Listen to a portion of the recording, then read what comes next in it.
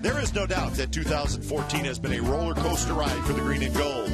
But the one constant has been the Oakland faithful. Game in and game out, the Athletic fans have stood by their team, good or bad. Today in the final regular season home game, the O.Co will once again have an energy like no other ballpark in baseball. Win or lose, the fans do their best, believing in their team. John Lester will look to help send the faithful out in style as he takes the hill, and he will be looking to extend his excellent September. The wild card is on the line as every game is as intense as ever. The regular season finale, A's Angels, next.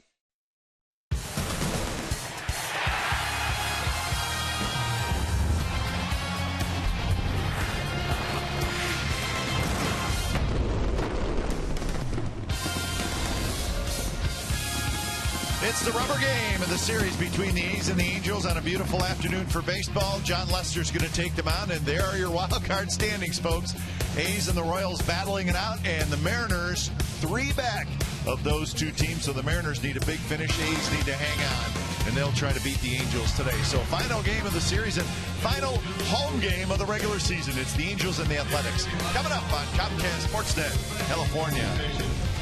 Hey again, everybody. Welcome to Oakland A's Baseball. Along with Ray Fosse, I'm Glenn Kuiper. John Lester has been terrific with the A's, as we expected. And final start, and then he is lined up to pitch the wild card game if the A's get in. So he's in a pretty good spot right now. You know, Cubs, the A's got him for a reason. Games like today, games hopefully in October, but he's been phenomenal in the month of September. 3-1, a great big game pitcher for the Athletics. It seems, as Bob Melvin said, every time he takes the mound, there's a chance that he's going to win. They score him some runs. He pitches great, 7 innings at least, and then walks off with the victory. And the A's hope that is the case today. I think the best statement he made, he said, I don't know about the trade. All I know is I can only do what I can do every 5th day, and he's done a remarkable job with that.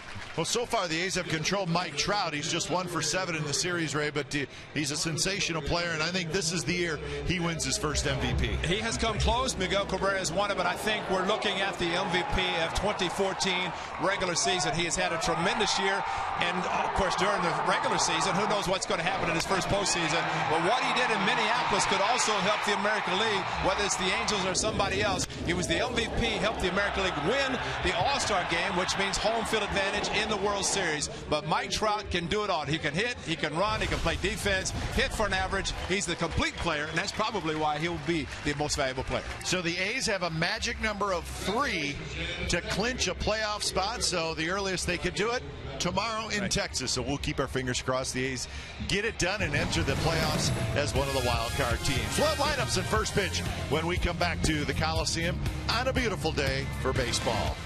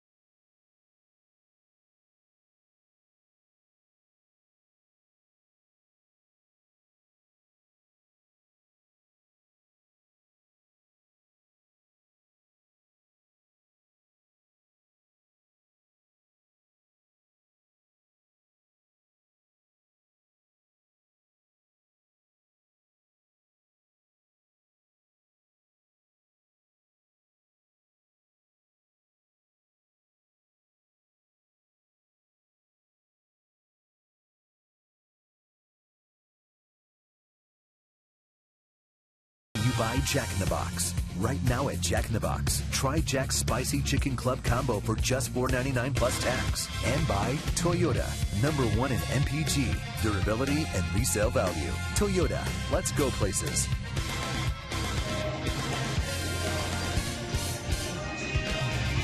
Beautiful day for baseball at the O.Co Coliseum. So 5 more games left in the regular season for the Athletics. Game time weather presented by the Santa Cruz Beach Boardwalk. The admission-free boardwalk is open weekend, 73 degrees. It's a beautiful day. Some clouds in the sky, but plenty of sunshine. As the A's wrap up the home part of this 2014 regular season. 4 games left on the road. Those will be in Texas starting tomorrow night. So another terrific home season for the Athletics, and we're going to finish it with this Angels team. And here is the Angels starting lineup: Calhoun, Trout, Pujols. Pujols will DH today.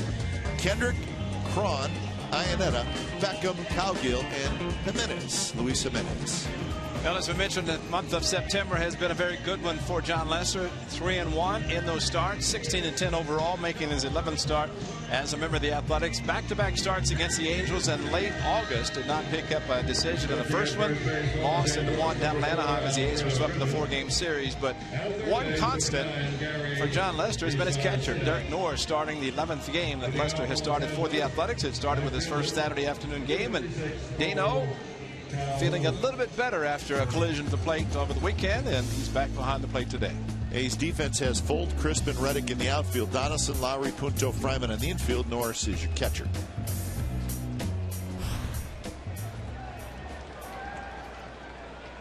So Cole Calhoun steps in.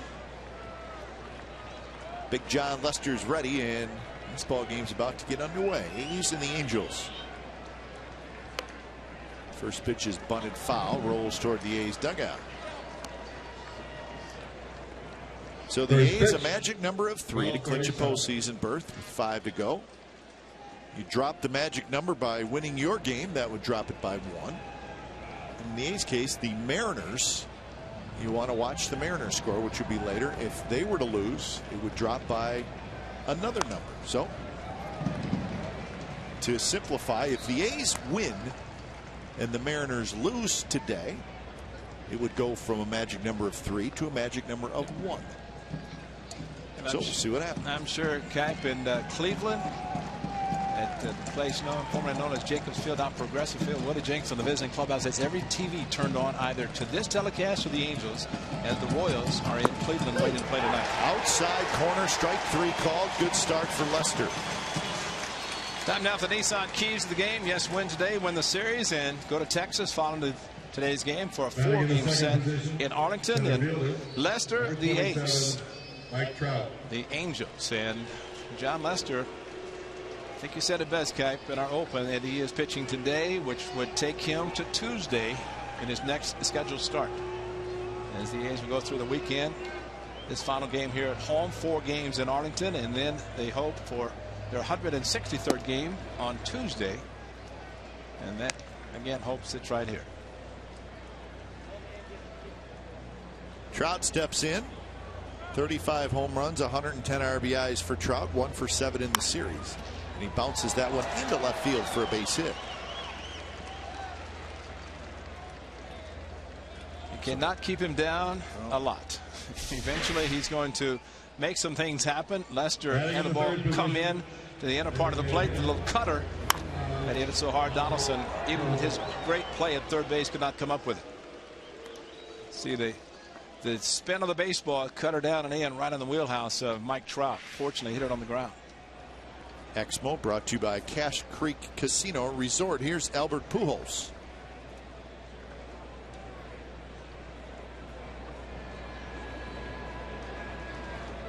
Pujols, 28 home runs, 104 RBIs.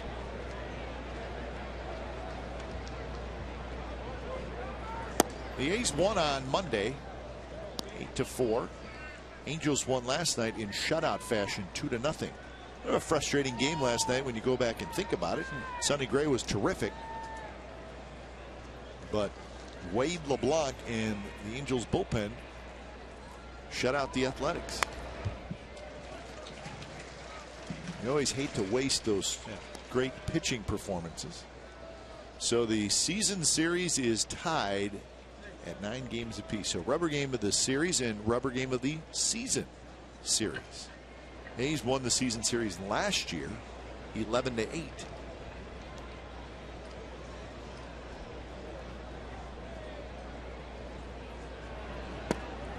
Curve a bit outside. Lester, he wants that pitch always.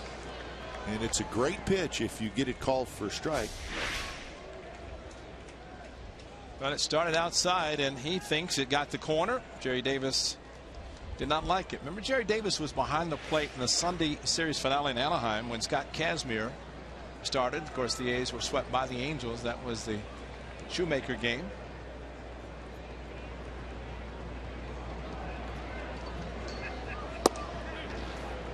And now 3-1. Lester wanted that pitch.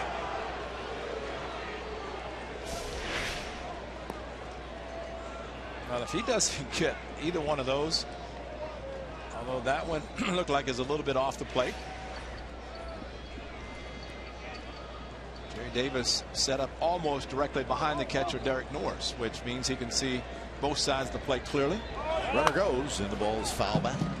So Trout was on the move. 3-2 now. Well, with those strikeouts last night, and we saw what happened with the first and third with Ibar at third and the strikeout, but Navarro made the out after Ibar had already scored. And as a result, neither team had a hit with a runner in scoring position. Home run by Beckham, and then first and third with Ibar scoring. So if he ran 3-1, you'd have to figure 3-2 is going to be on the move again.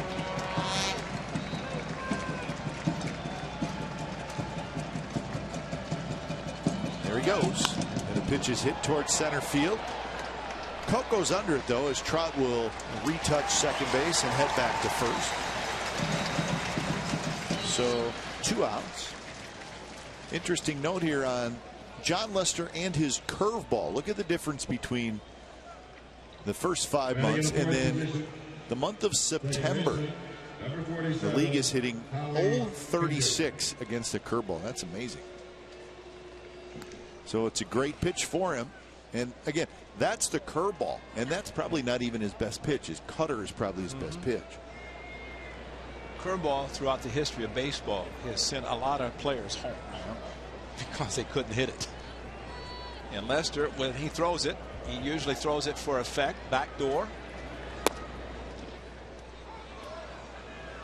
1-0 to Kendrick, another close pitch. Yeah, I mentioned Jerry Davis. This is a different crew that he had. Will Little, Greg Gibson, and the crew down in Anaheim, so he has switched with the crew. So umpires do that as they really get kind of set up for postseason. Trout runs, pitches a strike, throw to second base is late, and Trout has a stolen base. Stolen base number 16 for Trout. Kendrick taking all the way, allowing Trout, who got a very good jump and went on the first move, slide step by Lester. Still the good move. Derek Norris as quickly as he could. Of course, throw had to be on the bag for it to be an out. It did bounce, and up goes the glove, down goes the tag, and the hands on the bag. Nick Punto couldn't bring it down quickly enough. Kendrick, line shot center field. That's a base hit. Coco plays it on a hop. Trout comes around to score, so the stolen base is big for Trout and the Angels, and it's 1-0. And there's a curveball, okay, just as you mentioned, the pitch, but he left it up. And Howie Kendrick, who goes opposite field as well as anybody, got the curveball and stayed up, and he sent it to center field. So by him taking a pitch, allowing Trout to steal, it gave him the opportunity to drive him in with 2 outs, and he does it perfectly. 73 runs driven in, only 7 home runs, but Howie Kendrick, big RBI man, that's why he's hitting 4th today. Here's Cron, who takes outside. C.J. Cron, good power, 11 homers, 36 RBIs.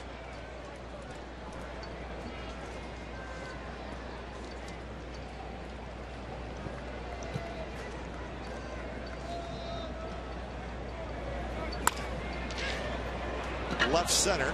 Coco over. Under it. He's got it. Side retired, a run on 2 hits for the Angels. Half an inning in the books. It's 1-0 Angels.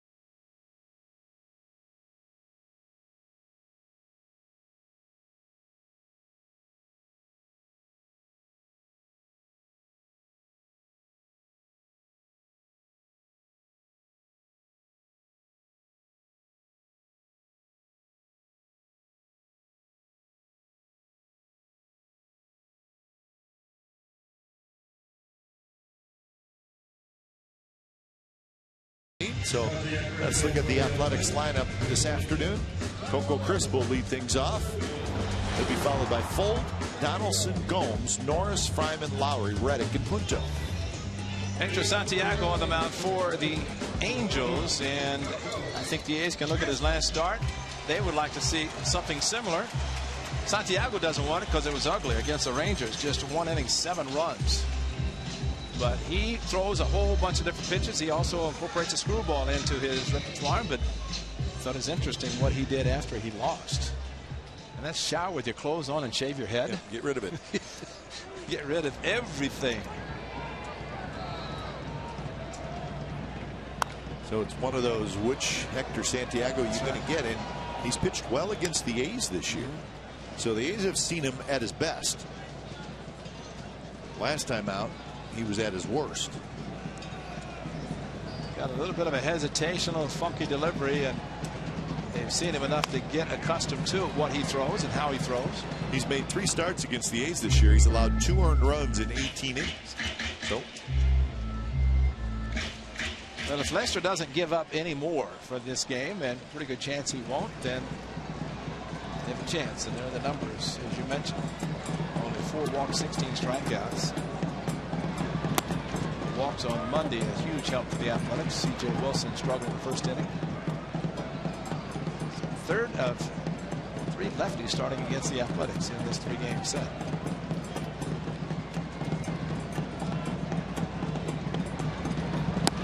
There'll be 1 lefty in Arlington this weekend, and that'll be Derek Holland.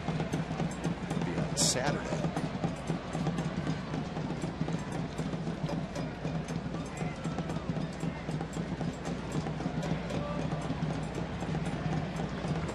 Two pitch to Coco.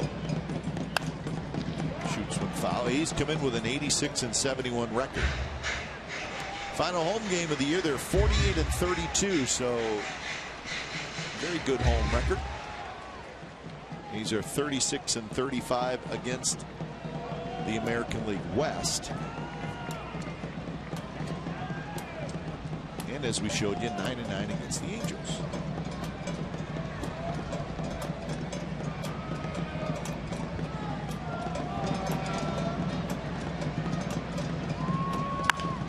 Hit hard, backhanded by Jimenez, who throws across the diamond in time. Let's look at the Angels defense. Cowgill, Trout, Calhoun in the outfield. Just saw Luis Jimenez make a nice play. He's at third. Beckham gets a start at shortstop. Kendrick at second. C.J. Cron at first with Ionetta the catcher. Mike Scioscia doing as we expected. That seemed like every day, each game. somebody gets the day off. Ibar is the chosen one today. Probably the best way to do it. Yep, absolutely. Conger caught last night. Iannetta today. And they have an off day tomorrow, Ray. So they will be in Seattle for an off day, and then against the Mariners Friday, Saturday, Sunday as they get themselves lined up for the postseason. Angels know that they will play Thursday, and they know that they will play at home. So they'll be able to head home, work out for 3 days, get themselves ready for game 1 of the division series.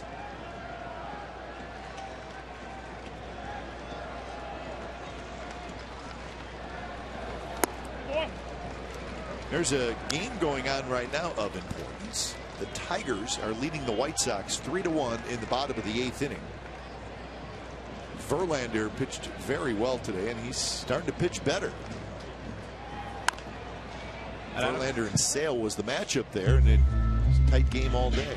I don't think it surprises anyone that Verlander starts to pitch well in September and October. And I was watching a little bit of that game, Ray, and he was throwing 93, 94 miles an hour. And there was times this year where he was throwing 89, 90, 91.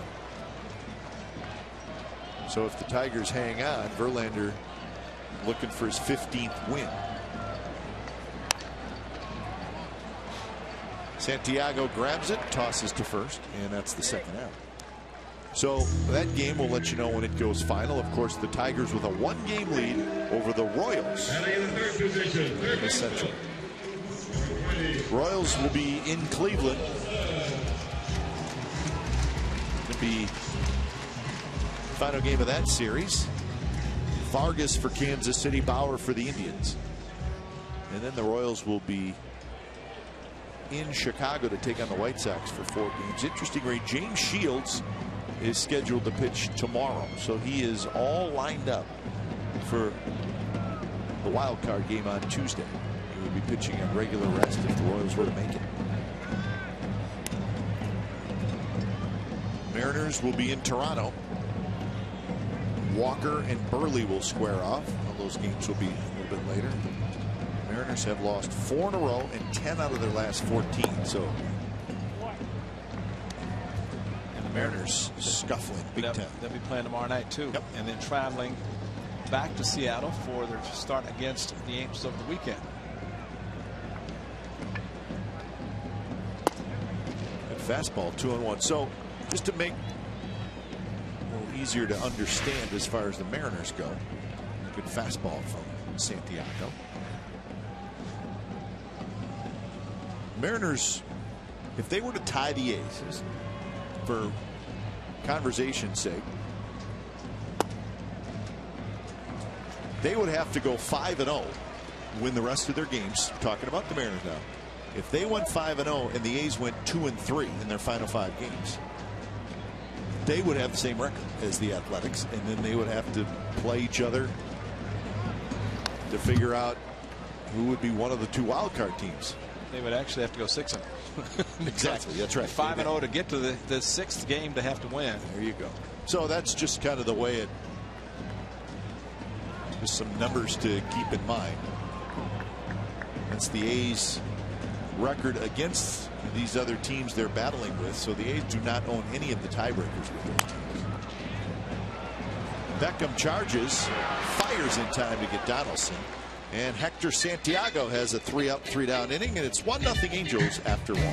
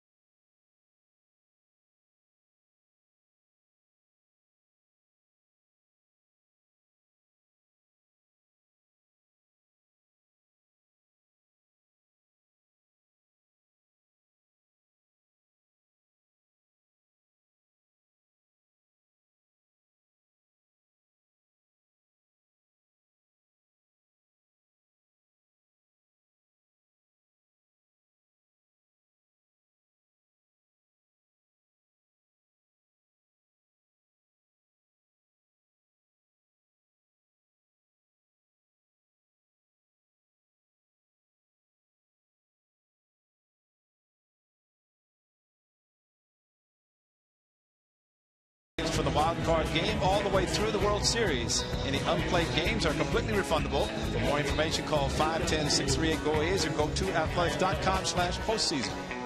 Suites are a nice way to enjoy baseball, also to entertain friends, family, guests, clients, you name it. But privacy, sit around, stand around. We ought to sit down below and have all that good food at Diamondbacks. Next year. We need to do that next year. I think we should start campaigning. I think it would be fun, though, to do a game from right down there. You're closer to home plate than the pitcher. Of course, we'd have to be nice to the umpires and everything because people could hear us. Well, we don't have to worry about that because there's a screen in front of us. But all we have to do is snap our fingers and what would you like to eat? Well, there's a lot of unlimited food down there. Diamond level, a great place to sit, but that's the distance from home plate to the diamond level seating area. 1-2 to Iannetta. See, in Cleveland, the way the suites are set up there, dugouts with that plexiglass, you have to really be, well, if you're going to get upset, you go down the end of the dugout or up the runway. Fans can see what you're up to. Throw is low. Fryman digs it out. So Iannetta is retired. Or we could do a game from the right field bleachers. Very popular place, but see, if I think if you went out to the right field bleachers, it would just be a little bit of a mob scene out there. No. Kind of like, you know, the Beatles coming to America, right. And then it would be hard to concentrate. And only if Tommy Anza finds that photograph again. But we'd have BI out there to protect us. Like I said, it would be a mob scene out there. So that would be an interesting thought. Do a game from right in the middle of the craziness out in right field. See, it's the final home game of the year. We can throw these ideas out there for next year. And you're thinking, hopefully people will forget about it, but I'm sure they're all making notes. Diamond level. Yeah, we do have a pretty good setup right here.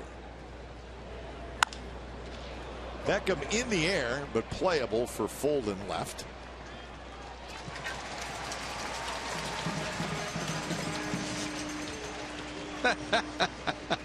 That was Monday night, and the work people will go through to get that photo, and then you got to enlarge it.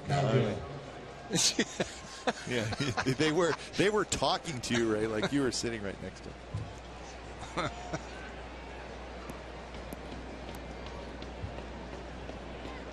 Somebody found it. Oh, no deal.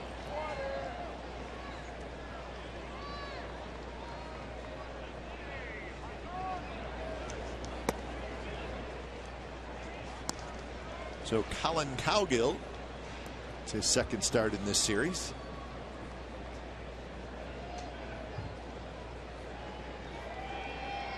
Cowgill 255 overall with 5 home runs, 21 RBIs. Angels still wondering whether they'll have Josh Hamilton. I read yesterday where they thought possible they would try to give Hamilton a go this weekend in Seattle, but still very much a question mark for the postseason. And that is why Colin Cowgill has been a huge member of this ball club, to be able to step in when Hamilton has been out. You know, add a little pop as he did against his former team, the Athletics, played for the A's in 12. Socha's got quite a bit of speed, whether it's Hamilton or Cowgill, Calhoun, Trout in the outfield. We talked about the A's success at the end of the season, talk about the depth. Every club needs it, and especially when everyday players go down, you need to have the depth for somebody to step in and do the job and not have any restrictions at all on what they're able to do.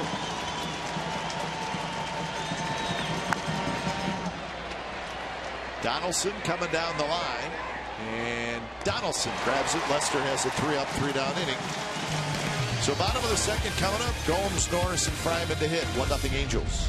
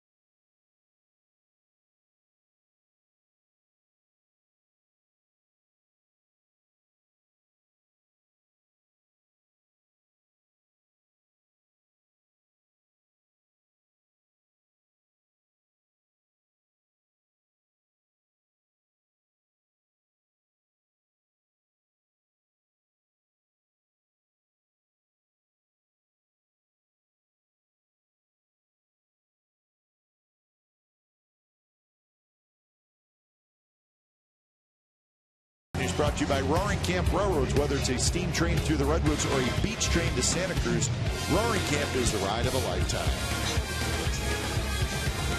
A train heading right through Jack London Square that is not the steam train to Santa Cruz.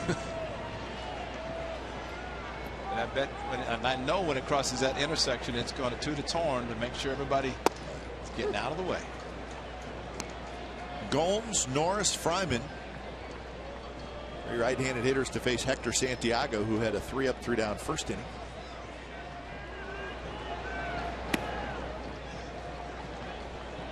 The Tigers have kind of blown that game open against the White Sox. It's now 6-1 going to the 9th inning. Looks like Detroit's going to hold on to their lead in the Central. Tigers will stay home and play 4 against the Twins this weekend.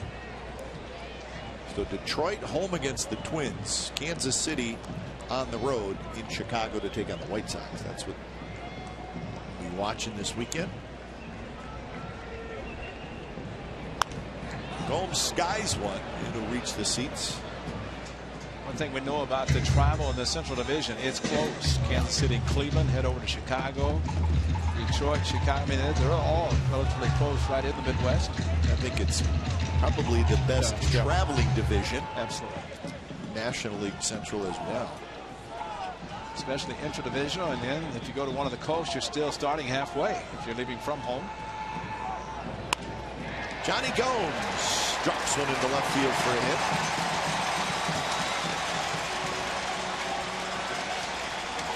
Good start. Trying to get inside after throwing a pretty good changeup outside. Johnny Gomes target inside, fastball inside. Johnny Gomes kind of dares the pitchers to throw into that area because he is on top of the plate. Very selective, and especially on the fastball inside, very quick and turns on it quickly.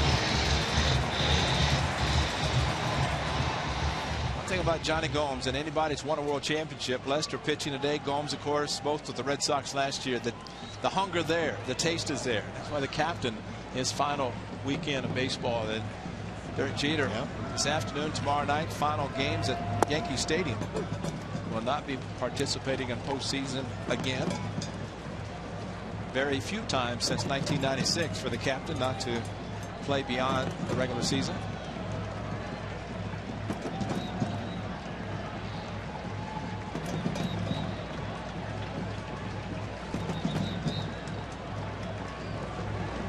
It's got to be hard for any player, and you were a former player. It has to be difficult for a little while when you stop playing. I mean, you've done it since you were a kid, and then so you know when you get to professional baseball, it's even more so. You play as long as Jeter did in one team, 20 seasons, 1996. I mean, it just, and then up through the organization, it becomes a routine. Kind of a habit of what you're going to do, and usually when the season's over, there's a young man who knows that. Ricky Henderson in the house caught the ceremonial first pitch from Julie Vasconcelos, who's retiring after this year. But usually going in the offseason, you're saying, I don't have to work out, I don't have to get ready for another season. But I think the hardest, spring training.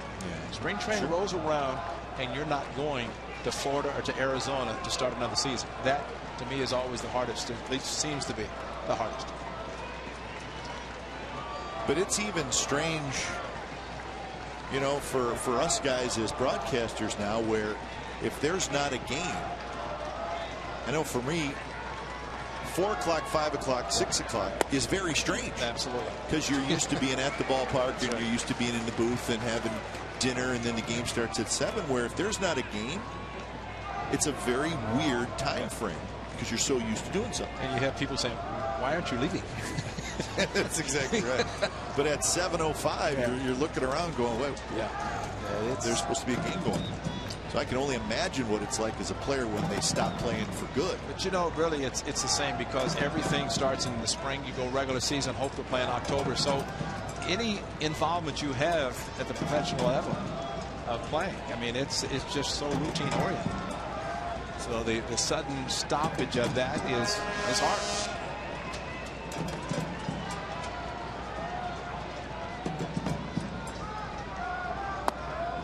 I interviewed Derek Jeter and repeated myself, but I thought it's interesting that all the great years he's had, he wants to own a club. How about that? So, I mean, he's going to leave the game, but his goal is to be a part owner or own a baseball club so he doesn't have to travel as much. And it also shows you he's been thinking about what am I going to do after he's retired. Absolutely. But the 3-2, and Santiago, decent move to first base. Yep, and he goes, might have been running. Boy, this is the case. You want the hitter to make contact. If you're a runner first on 3-2, if the hitter swings and misses, it's almost an automatic strike him out, throw him out. You're just depending on the hitter to make contact. You do not want to get picked off trying to leave too soon, especially on 3-2, if he does run.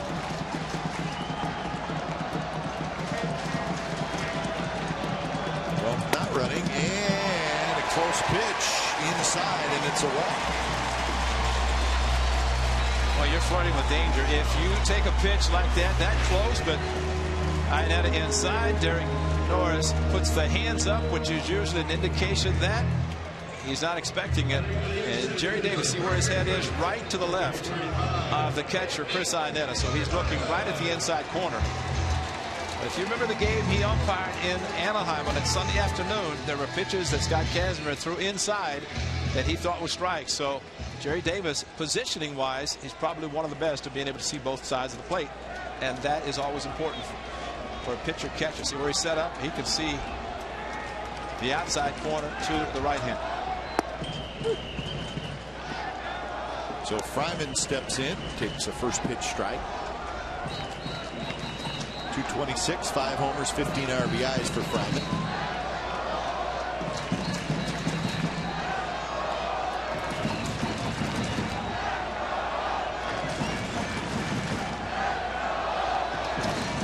Swing and a miss, up and away with a fastball. Lowry to follow. He's threatening here in the bottom of the second. Stand inside. That's the high fastball, and ever since Nate Fryman has come back to the big league, starting in Miami, they've tried to pitch him inside, and he's usually been very quick on the inner part of the plate with fastballs.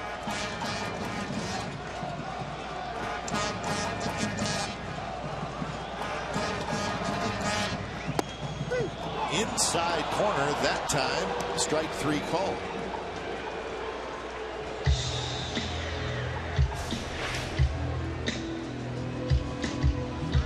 That time Iannetta held the mitt, and this time Jerry Davis got the call. That had the plate. And 6-8 create a higher strike zone because the height. Kept, you know, we've talked about with lefties pitching to righties, and you noticed how Iannetta setting up inside. It's forcing Santiago to finish inside part of the plate, not guiding it to the outside part and missing with the pitches outside. A little flare down the right field line, and it's just foul.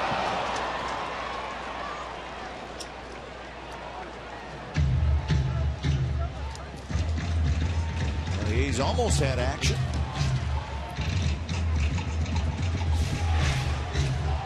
Well, a slicing flare, and unfortunately sliced too much. Calhoun was not going to get to it.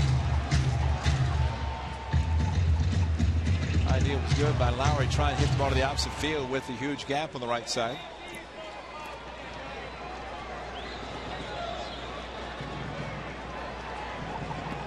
So 0-1 to Lowry, 243 with 6 home runs, 46 RBIs.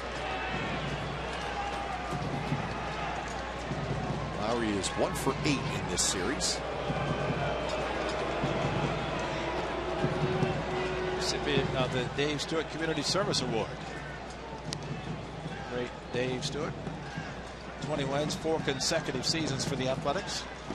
Talk about a big game pitcher.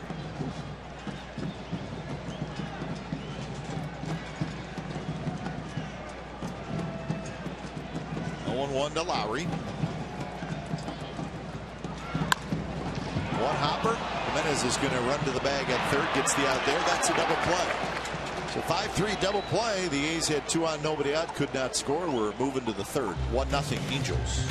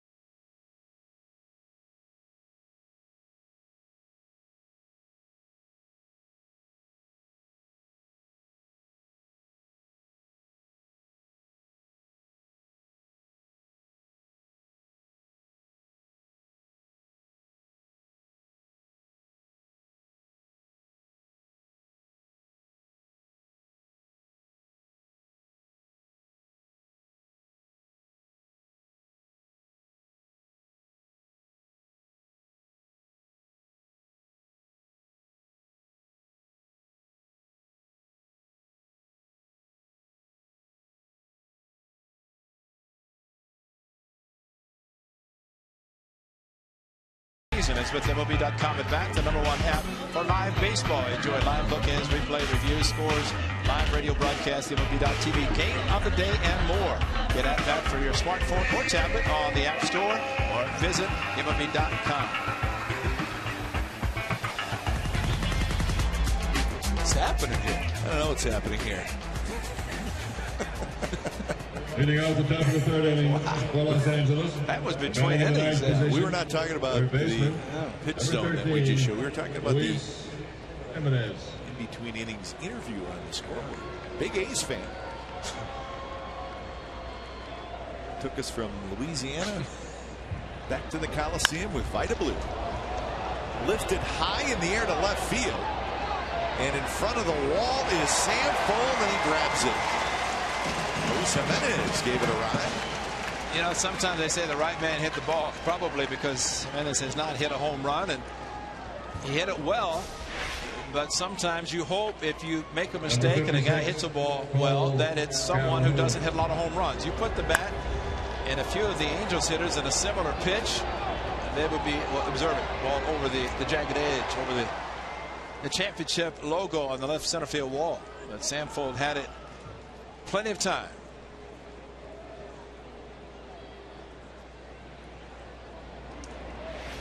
So top of the order, and Cole Calhoun steps in. Side corner, a strike. Calhoun struck out looking in the first inning. Only strikeout so far for Lester.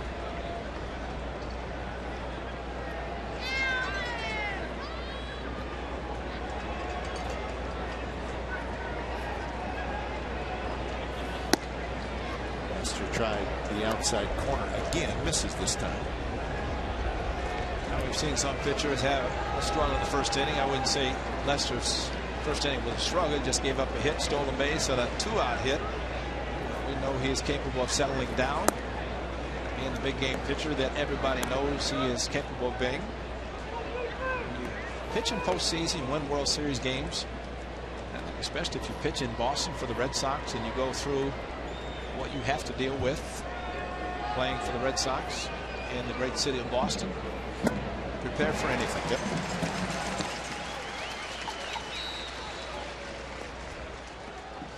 Fastball's away, and then all of a sudden here comes one inside. Norris had set up outside, and maybe the front door cut fastball. Sometimes it's hard to tell whether it's just a two-seam fastball. Cutter sometimes moves, but a lot of movement on the pitches from Lester.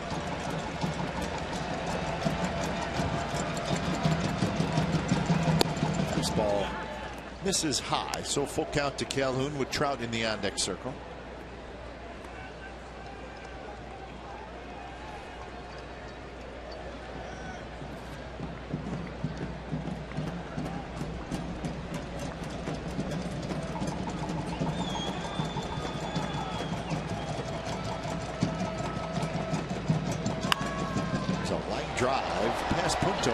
Field for a hit. So Cole Calhoun with a 1-out single.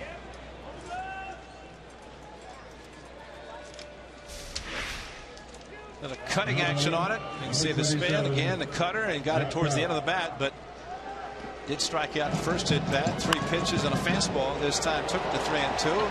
Probably anticipating he was going to get something other than just a 4-seam fastball. Stayed on the cutter. So here's Trout. Trout singled, stole a base, and scored a run in the first inning.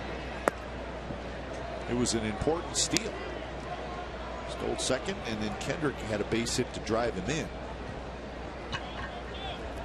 So another time where a little bit of aggressive base running helps the Angels. We saw it last night. And that's what they do.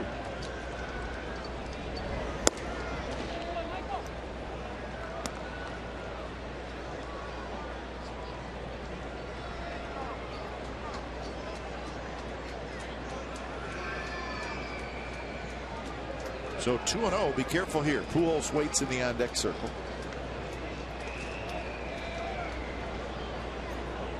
Calhoun leaning a little bit.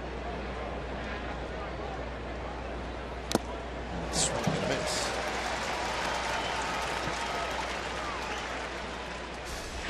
Sometimes it can work as well for a pitcher by holding the runner, freezing him, which also is freezing the hitter.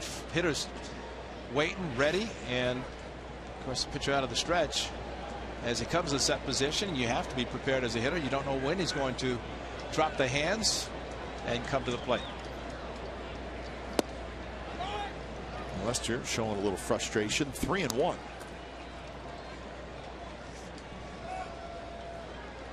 John was pitching against the Mariners in Seattle. Had 4 stolen bases while he was pitching. That time a little slide step quickness to the plate, thinking Calhoun might be running on the 2-1.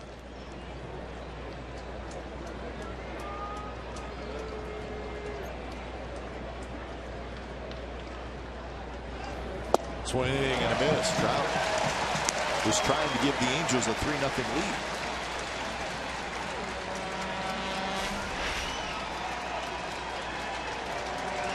Then Derek Norris gives the sign of a 1, which would indicate just a fastball, and that would hit 91. But I don't know that Lester throws too many pitches straight. So see if Calhoun runs.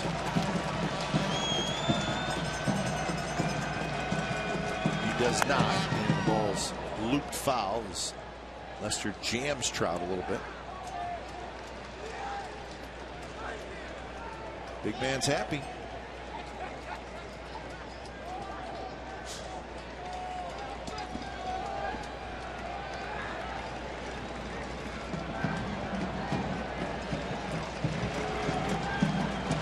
So Calhoun was not running first 3-2 pitch. See if he runs here. He's not. Swing and a miss. He struck him out. That's the 5th time Trout has struck out in this series. 3-1 fastball, 3-2 fastball, and Mike Trout, we have seen him swing at some bad breaking pitches, good breaking pitches from Sonny Gray last night, but these are fastballs, and right there, 91-92, which is pretty hittable speed for someone stature of Mike Trout, but swing and a miss. Sometimes you might be thinking more than just the fastball. So now 2 outs for Pujols.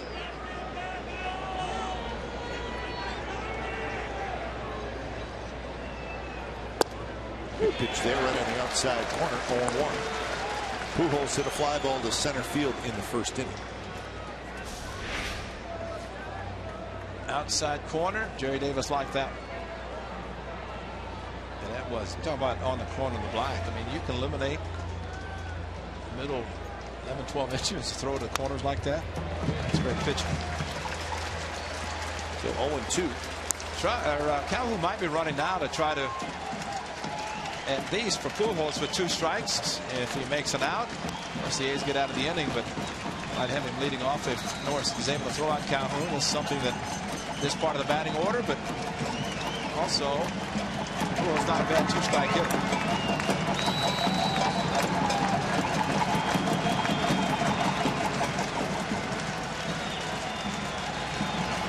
Good lead for Calhoun.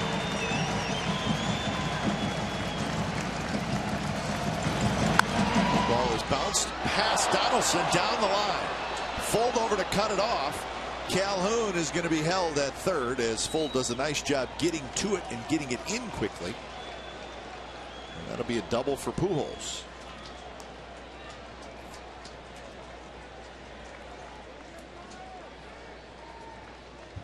Now batting, Try to go inside again. Pujols just quick, very quick on the inside, and it's possible with Pujols hugging the plate.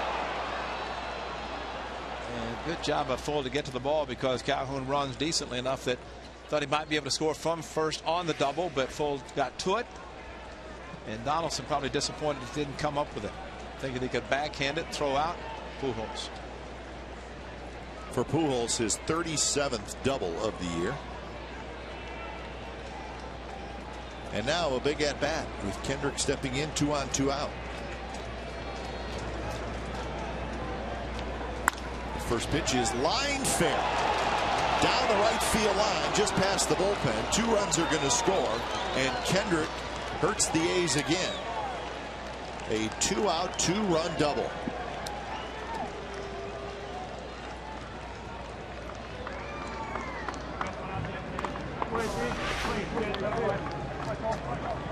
Outside, of course, Kendrick, as we know, great opposite field hitter, and just inside the line. Lowry came close to dropping one in right field. It went foul. This one stays fair. And that slicing drive again by Kendrick, who is very, very adept at going to the opposite field. So twice with 2 outs, coming through with a big hit. Double number 32 for Howie Kendrick.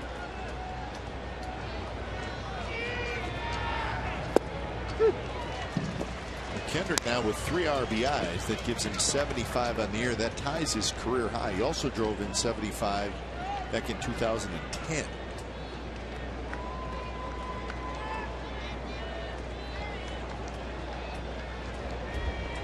C.J. Cron, the hitter.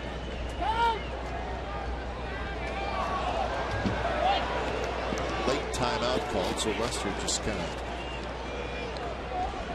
launched it to the backstop.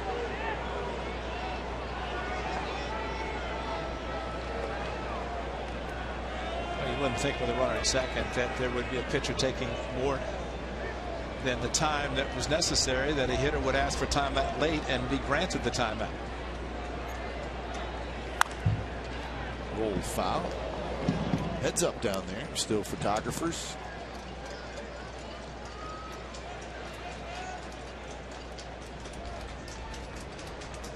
So 0-2. Cron hit a fly ball to center field to end the first inning.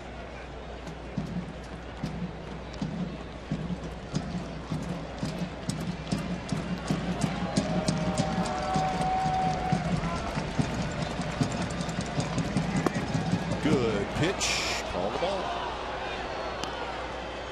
That's the one that Lester was getting. Remember when he faced the A's in Boston and he struck out 15 earlier this year? This pitch was a strike. Backdoor cutter. He's ready to head the dugout. That's a strike. I mean, you can see it's right at the edge of the plate, but it's 0-2, and sometimes they're just not given the pitch. Coco in and over. He's got it. Side retired. Howie Kendrick, a 2-run double. So we're going to the bottom of the third. It's the Angels 3 and the Athletics nothing.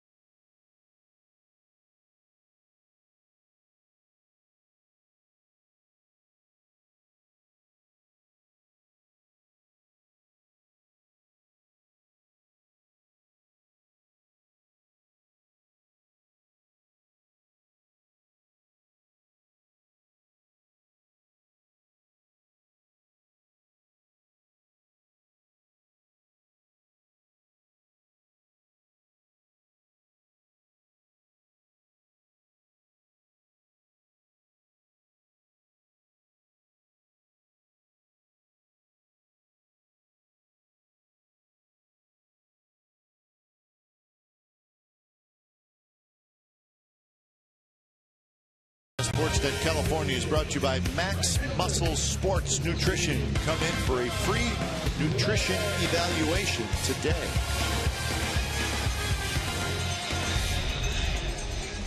Beautiful day in the Bay Area. Angels with a 3-0 lead against John Lester and the Athletics. You know, one time 3 runs was nothing if you had some offense. Yeah. Unfortunately, the offense has not really gotten to where the A's had it previously, and maybe this is a type of game they can come back, because Santiago is a good enough pitcher to be able to pitch and win ball games. But I think the A's have an opportunity, and they better show it, because it's getting slow on short on time. A's still third in the league in runs scored behind the Angels and the Tigers. But you're right, it's a different offensive team the last couple months compared to what it was the first 4 months. A's are 7th in the league in home runs hit. They've led the league in walks pretty much the whole season, and they will continue to do that. Second fewest strikeouts in the league by his offense. Not the optimum time to struggle offensively, because you expect to have some offense, especially with the way the pitchers have been doing their job.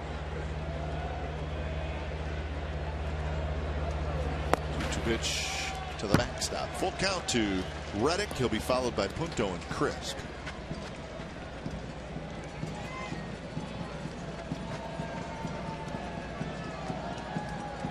He's with 1 hit through the first couple of innings.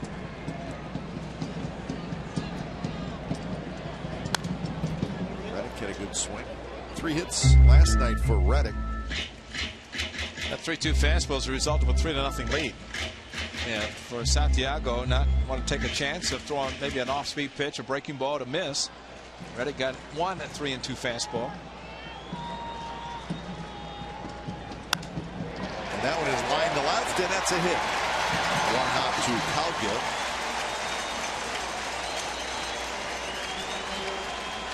Here's our Ford right choice. Let's go back to last night.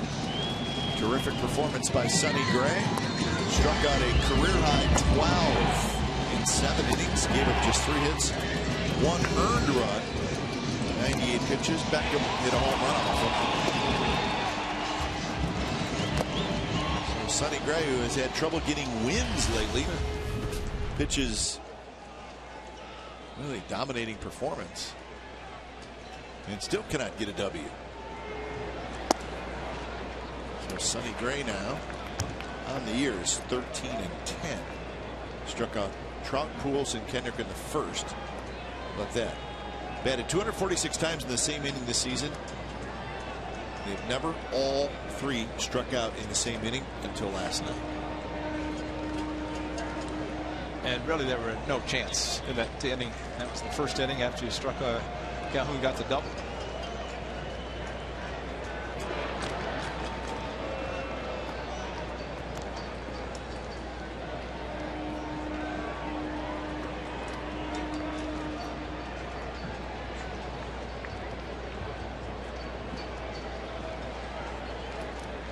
Punto hitting .204, a couple of home runs, 13 RBIs.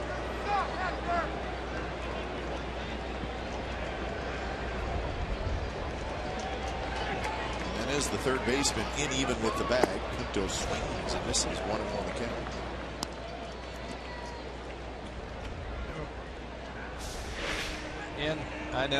Inside with the target, inside with the pitch.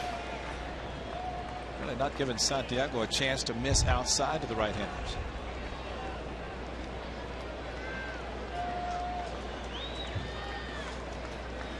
Coco to follow. He's also had their leadoff man on in the second inning. That was Johnny Gomes with a single.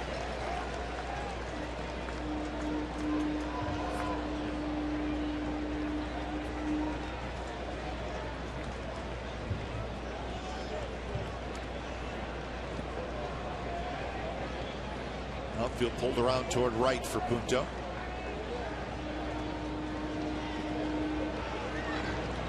The thing about the Angels, and we've seen this often with Mike Scioscia, anytime a left-hander is pitching for the Angels, the first baseman's off the bag. Typically a first baseman will plant himself, but Scioscia has a first baseman off the bag so they can cover some of the ground between first and second, get a better move off the bag.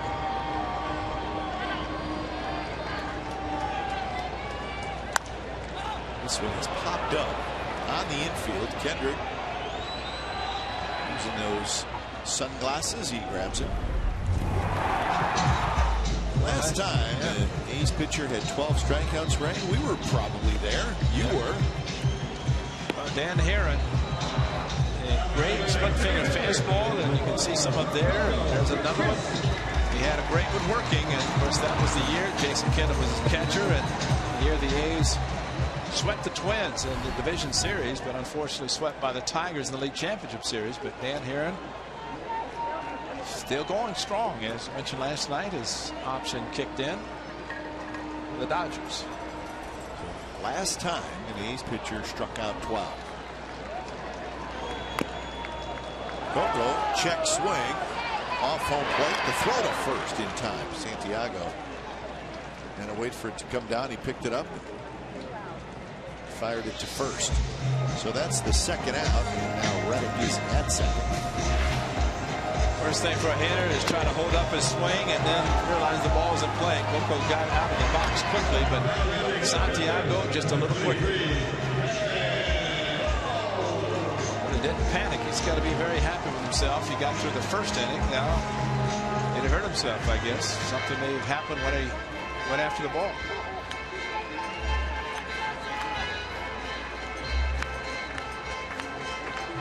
So she wanted to make sure that Jerry Davis that this was not an official trip. In fact, the footing was decent.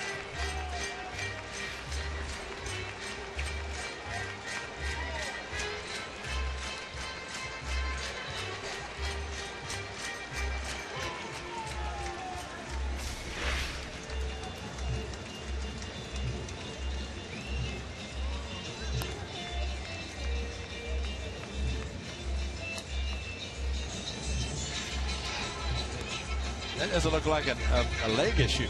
Looks like a back issue. Back or intercostal area.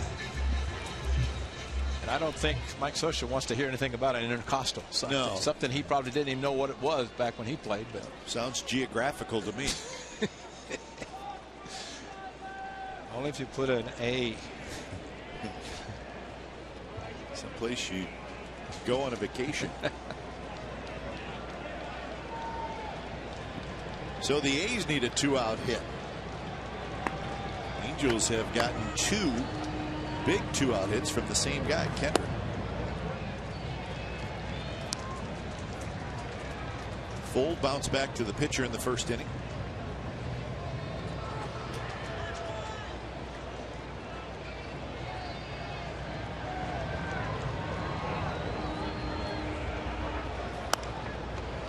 Jam shot, pop-up foul.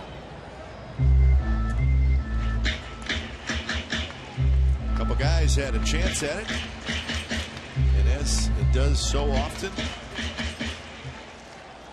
just trickles away and someone reaches down and picks it up.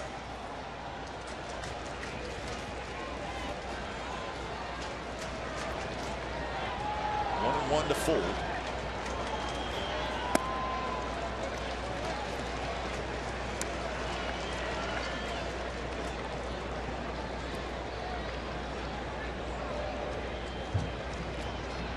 Sam Fuld pretty much playing every day now for the Athletics. If he's playing every day now, there's no reason to think he wouldn't continue to do that if the A's were to get to the postseason. This one could be playable. Jimenez, the third baseman, shading his eye, and he makes the catch. Side retired, so Hector Santiago gets out of it. Strands Reddick at second base. We're through 3. The Angels with a 3-0 lead.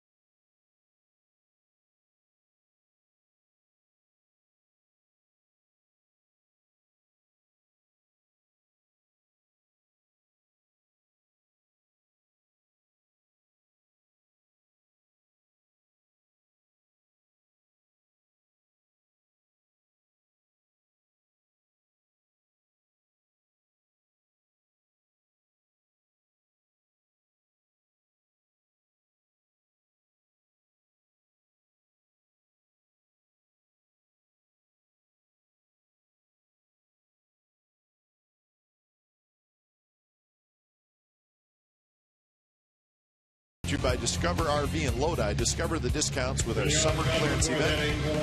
Visit discoverrv.net. He's trailing 3-0, top of the 4th inning. Iannetta, Beckham, Cowgill. That's Lester. That game's a final in Detroit. The Tigers beat the White Sox 6-1. Verlander went 8 innings, gave up 1 earned run, 6 strikeouts. Chris Sale struck out 10 in 6 innings. He got a no decision. Which means that if Sale pitched today, his 5th day would be Monday. So he may not pitch against the Royals this weekend, which could help the Royals. He's a pretty good pitcher.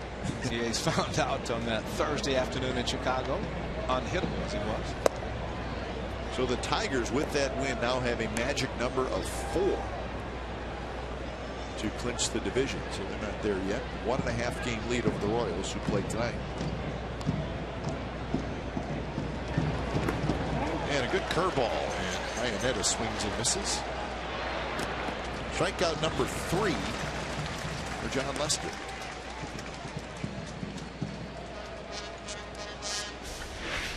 Lester again going back door and dropping this one in. Great rotation on the breaking ball. Iannetta swinging and missing. Good block by Derek Norris. That's the key, because the ball's in the dirt. Swinging miss on a strike 2, allowing Iannetta to avoid the tag by Norris. He had to throw to first. If you're not going to get the call, go for a swing, and Lester got it. Strike called to Gordon Beckham.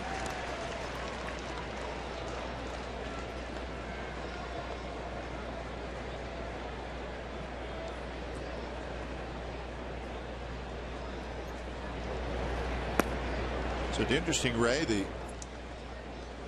is what Beckham did last night. First pitch fastball, Sonny Gray head down, knew it was gone, and it was.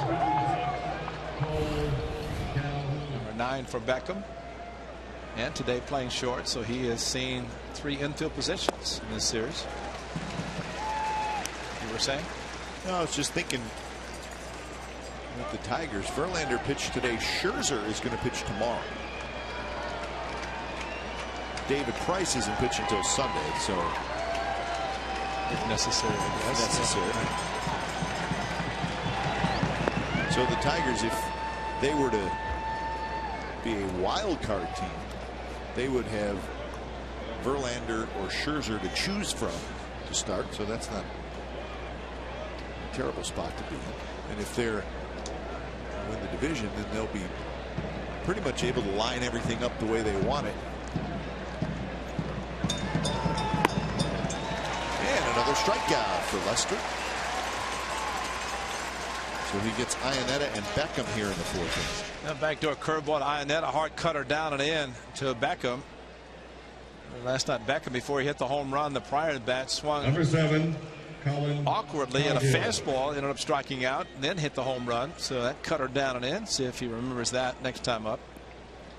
Remember last year Jim Leyland could either start Scherzer or Verlander game 1 of the division series with Scherzer, but he also had Scherzer for game 4 out of the bullpen, starting Verlander game 5. Right. So that was the time off that they had, but sets up a little bit easier and nicer this year for Brad Ausmus if they get there, or whatever role they have.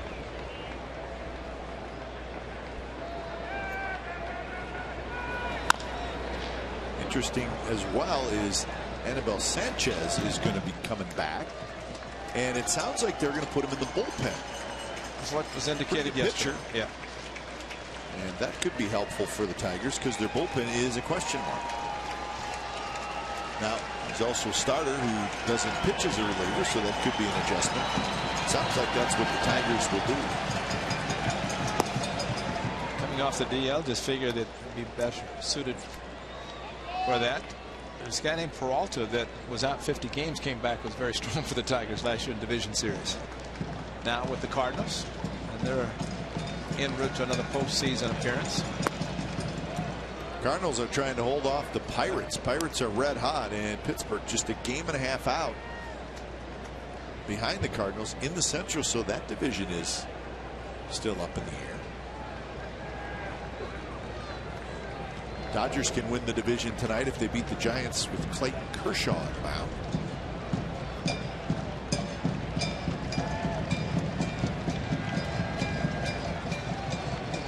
Two and two to Colin Cowgill.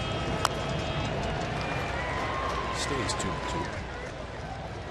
So if you're the Dodgers, you have your perfect scenario. You can clinch, celebrate in front of your rivals with best pitcher in baseball on the mound. So they got to feel pretty good about that. Giants just need one more win in their final 5 to secure a wild card berth. And he would have 9 days to make one start in between the first start in the division series, which is a week from Friday for the National League. So you think he'll be starting game 1? I'd say there's a pretty good chance. Somehow they'll work that out. Close pitch. 3-2 now to Colin Cowgill. Between Rick Honeycutt, the pitching coach, Don Mattingly, the manager, they'll probably find a way to figure it out. Yeah.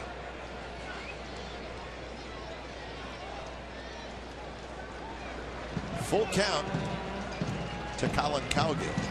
Swing and a miss. How about that inning for Lester? Strikes out the side, all 3 swinging. Bottom of the 4th, it'll be Donaldson, Gomes, and Norris. And the A's trying to get something going. They trail 3-0.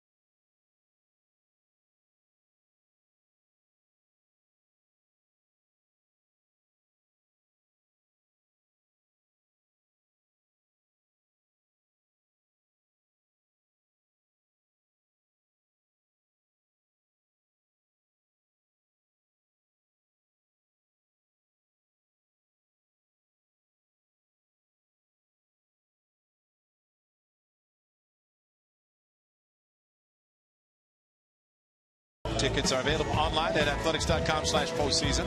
Over the phone, 877-493-BALL. Don't wait. Get your playoff tickets today. And, reminder, the tarps are going to be out for postseason.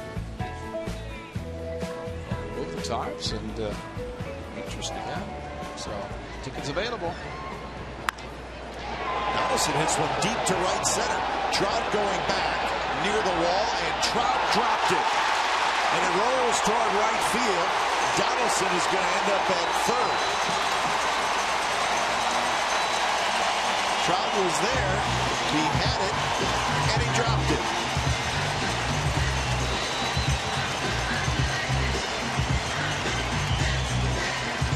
Ball kept slicing. Did not have the distance to get off the wall, much less over the wall. But Donaldson, with the slight wind blowing from left to right, Donaldson maybe thought he had enough and had to turn it off because Trout was camping under it, and the ball kept slicing.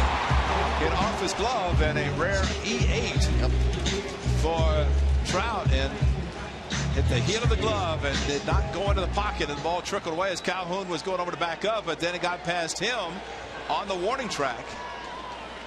And Donaldson able to get to third, where he will stand. Infield plays back. Johnny Gomes trying to help the A's get on the board and start something. This pitch to Gomes is inside. I remember a couple of years ago in the final home game of the regular season, there was a drop fly ball in center field that turned out to be monumental. That allowed a couple of runs to score there. This may propel the A's to at least get on the board. 2-0 to Gomes, who singled in the second inning.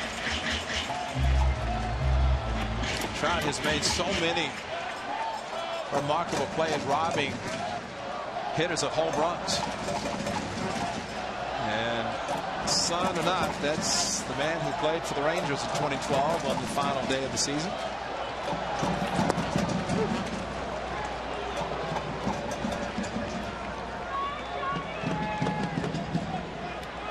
Yeah, the Coliseum was ready to blow the roof off the place, and then when that happened, it went crazy. Popped up right side infield. Kendrick is going to make the catch. Wow. Ground ball. That's all that's needed. Even now, ground ball, it's all that's needed.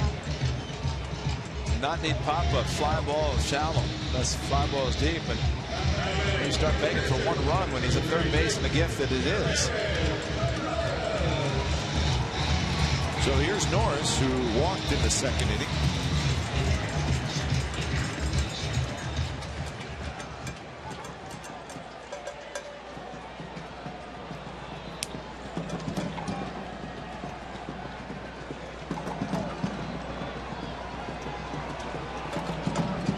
First pitch to Norris. Swing and a miss on a fastball that was a little up, a little away.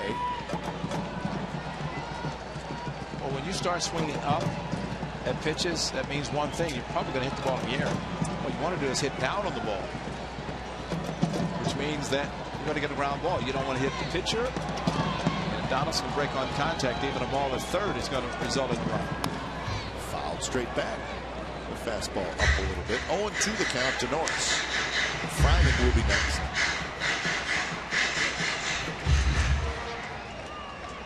You say Hector Santiago's got a kind of a sneaky fastball. Yeah. It's that herky-jerky delivery. Kind of jumps at you. Yeah, and then he can pull the string, the screwball for his changeup. Floats away. Stay inside. A little bit of a short armor as well. Doesn't that full reach back that you see some pitchers have.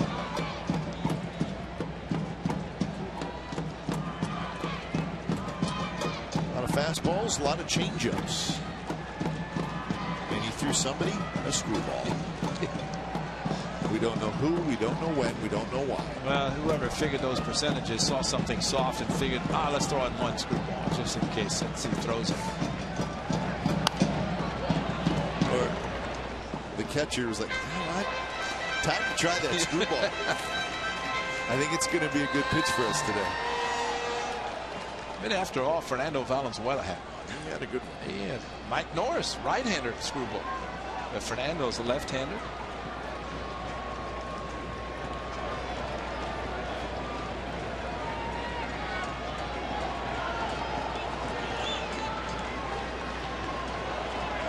Norris just needs to put it in play. Shook off the breaking ball. Close, 2-2. It seems like every time Iannetta has Santiago shake off the breaking ball and goes fastball, it's going to be inside. And watch that left foot move inside.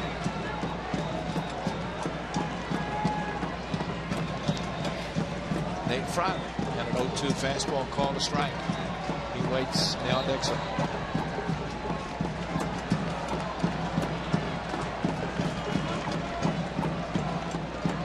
See, shaking to that screwball.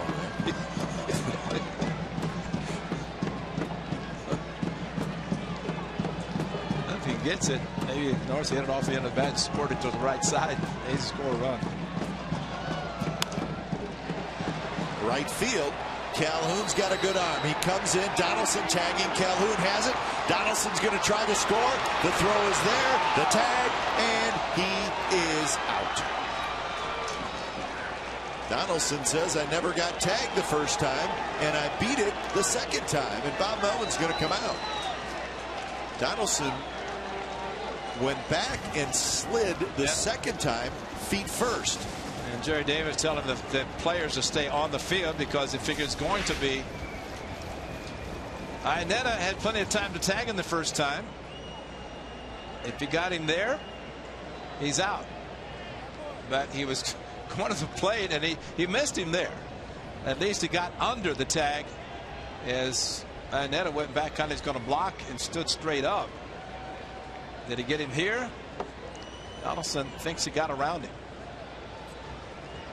and missed the plate. And Bob Melvin is now walking back to the dugout, but I think they're probably going to challenge this. Because Donaldson there, I mean, with the feet first slide, it looks like he got his foot on the plate. I mean, I think the A's are desperate because they're hoping that the miss was there. And if he didn't tag him, Jerry Davis, had he already called him out before he slid back into home plate. Watch Jerry Davis because he missed him there. But see, Iannetta instead of put his foot, and he knocked his foot out from under. But had Jerry Davis called him out beforehand?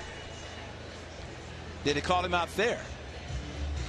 Because it looked like he missed him. Otherwise, Iannetta, I don't think, would have gone back to try to tag him. See, I think he called him out on the first time. Yeah. But because see, he was, if he'd already called him out before Donaldson did this, Donaldson got his foot in. And Iannetta, I think, had his feet knocked out from under him for Donaldson to get his foot on the plate. So interesting. And the thing what's strange too is if, I mean, I think if you're Iannetta and you're at all unsure, don't just stand there, go tag him. Exactly. And he just kind of stood at home plate and gave Donaldson a chance to kind of try to get his feet in there a second time. So he just stands here. And then why not go after him instead of waiting? Yeah, that was kind of strange. Yeah, because he stood up and Donaldson, going in feet first, which he knocked Iannetta's feet out from under him to get to the plate. If he'd gone head first, it would have been easy. But by Donaldson doing this, Iannetta went down, and if his foot's on the plate, he tagged him on the knee after his foot was already there. So the biggest question is, did he tag him initially? And I agree with you. Iannetta should not have gone back. He should have gone to the dugout. Either go in the dugout or go after him. Tag him. Yeah, go after him again. Gave Donaldson a second opportunity. The only question here maybe is there enough evidence on that first one to say he definitely did not tag him. That's the concern with the Athletics. Well, I think here you're going to see completely missed him right there. He goes after him, misses him. Donaldson miraculously goes around him, and then Iannetta stands in front of the plate, has his feet knocked out from under him. So he tagged him, and that's smart on Donaldson to go in feet first because that's the only way he's going to knock his legs out from under him and get to the plate. And he may have his second effort. I think his foot got in there before Iannetta put a tag down. He tagged him on the knee. Yeah. And interesting play. And so many guys slide head first, and you can't do anything. But with Donaldson smartly going in with his feet.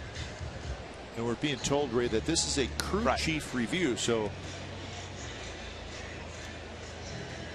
you got everybody standing, both dugouts, players waiting around on the field to decide, or waiting for the decision.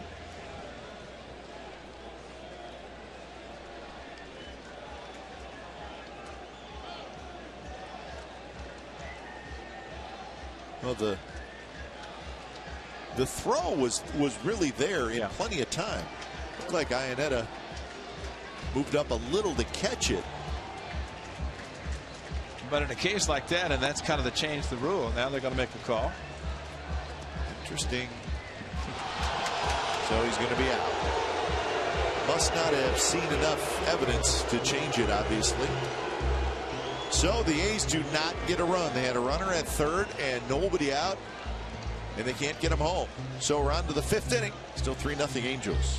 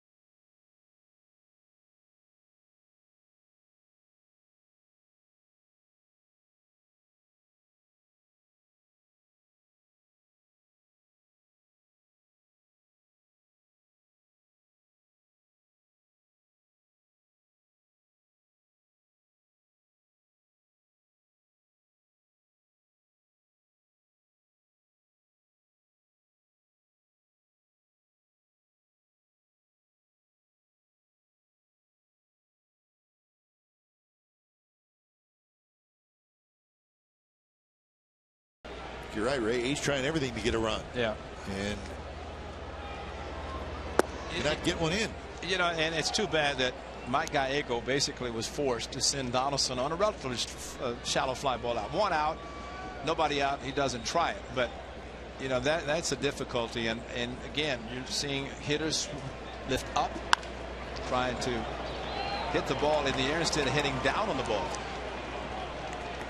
Luis Jimenez, the 9th place hitter, has a leadoff double. Remember, he hit a ball well in the 3rd inning.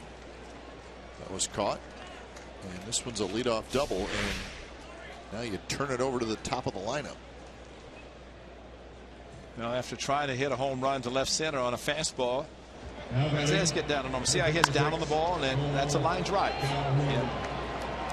So finite as far as the angle of the bat in which you make contact, whether it's going to go in the air, shallow, or you drive the ball either on the ground or the line drive. So here's Cole Calhoun. Corner infielders come in for the A's. He's not bunting, and the pitch is in the dirt. Calhoun a strikeout in the 1st, and then in the 3rd he singled and scored. 6 hits now for the Angels. A's with 2.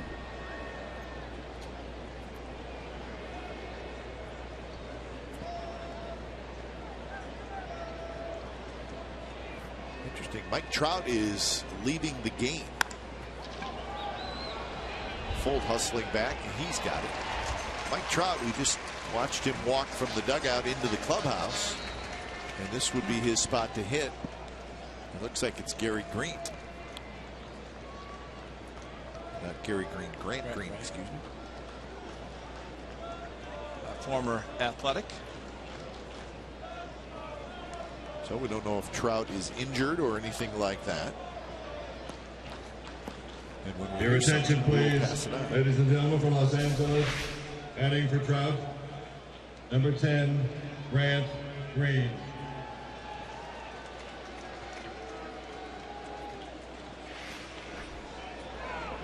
So here is Grant Green hitting for Trout with Pujols in the on-deck circle.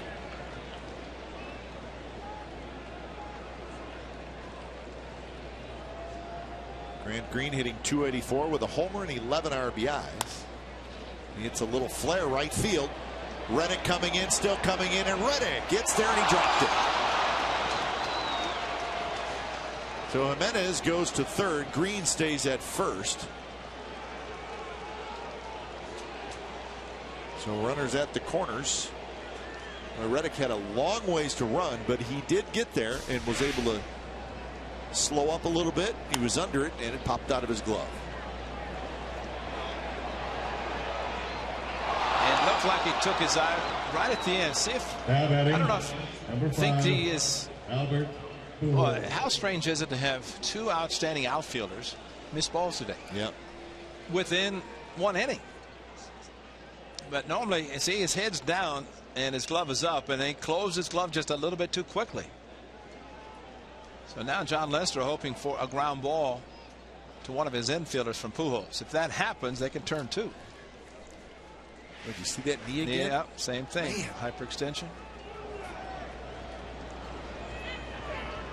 So here's Pujols. Pitch is low. Yeah, a dropped fly ball by Trout and Reddick in the span of 1 inning. We will never see that again. I'm going to go out on a limb. We're not going to see that again. You know, that's a strong limb because that's not going to break. Because I agree with you. I'm okay. Yeah, I think you're fine. Yeah, you can go out on that limb confidently. 2-0 now to Pujols, so it's getting a little scary here with Kendrick waiting in the on-deck circle. That's why a ground ball to an infielder is important. And one that can be handled, because figure Albert, unfortunately for him, does not run especially fast, and ground ball the A's could turn 2. Yeah, he chased a pitch that was down and in, so 2-1 the count. A good cutter down and in, so not the ground ball, but a swing and miss. And Very difficult pitch for anybody to hit.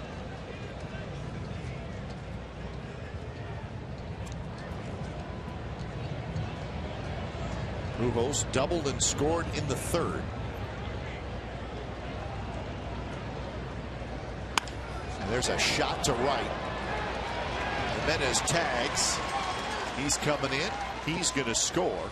So Albert Pujols, pretty good at bat. He gets RBI number 105 with the sacrifice fly to give the Angels a 4-0 lead. It's amazing how just cannot make up for it. Santiago did a great job. Nothing against John Lester facing a tough batter, but Santiago had a 3-base error. A's could not capitalize, and an error here putting a runner third who still should be at second, and this should have been in the third out instead of it's a sac fly. So, but you're right about Pujols. He didn't want a ground ball. He wanted a line drive fly ball, and he got it. So Jimenez scores. Green still at first, and here's Howie Kendrick. I think one of the reasons, Ray, the Angels lineup is so good and they score so many runs is think about Pujols and Trout. So you have those two big fellas right in the middle. But you also have Kendrick and Ibar hitting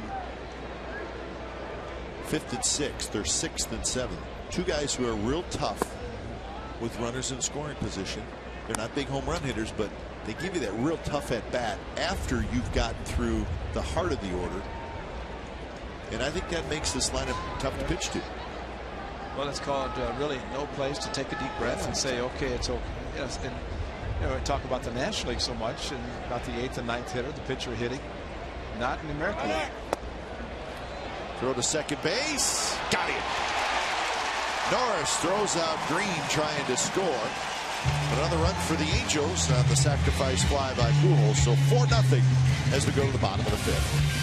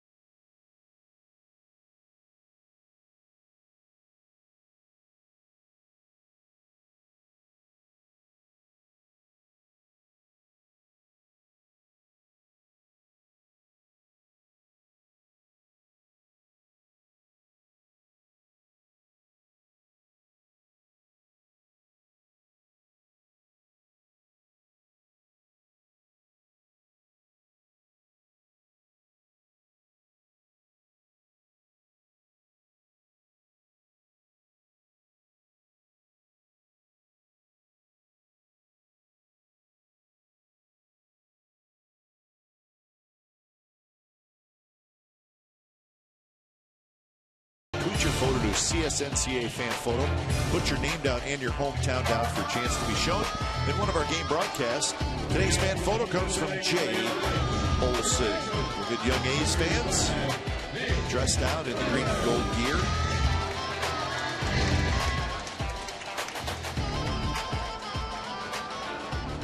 We saw that guy walking right in front of our booth just a little while ago. He's moving around today. Now he's down on the lower level. Photo op. Yeah, photo op. Going with the Elvis thing.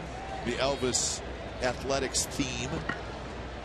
New center fielder is Tony Campana. So Green hit. Campana comes in.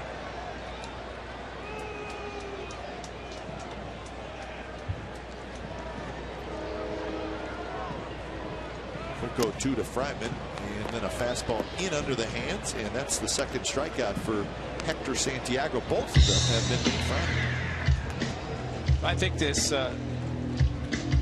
tough time for the Athletics. You look at the second inning as Fryman strikes out as he did in that second inning. A's had a leadoff single, bases on balls, so first and second, nobody out, and with a span of 5 pitches, inning was rather strikeout and a double play.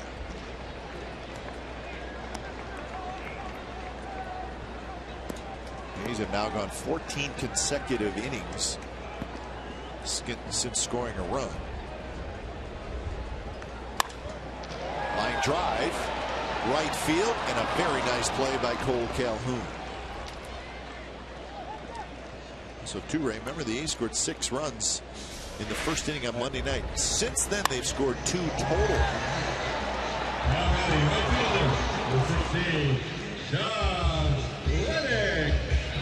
Listen, 6 runs is 6 runs, no matter how you get them, right? But walks were a big part of that. Absolutely.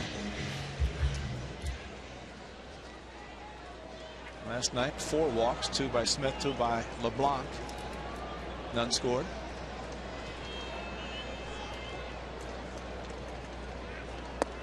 First pitch to Reddick, in for a strike. Reddick single back in the 3rd inning. Reddick right now is swinging a little bit of a hot bat. Diamondbacks between innings playing and having a bad day, which thank you. Yeah. But Santiago probably thought after his last outing he had a bad day. He changed it, washed it all away. Uniform, shave, head, everything, kept a good goatee. I guess he's found a way that if he has a bad day, he knows how to handle it. Because today he's come out and handled it quite well.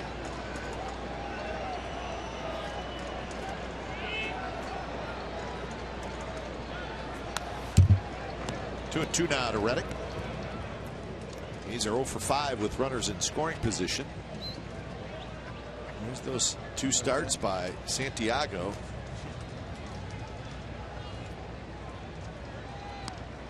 Two innings against the Astros, 1 inning against the Rangers. Both those starts at home.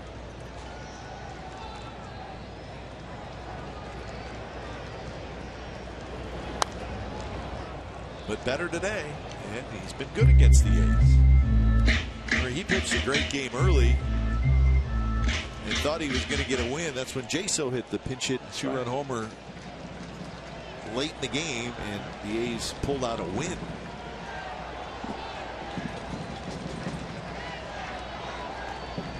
Jaso got Jepson. He's also got Frieri. Jepson still here. Frieri no.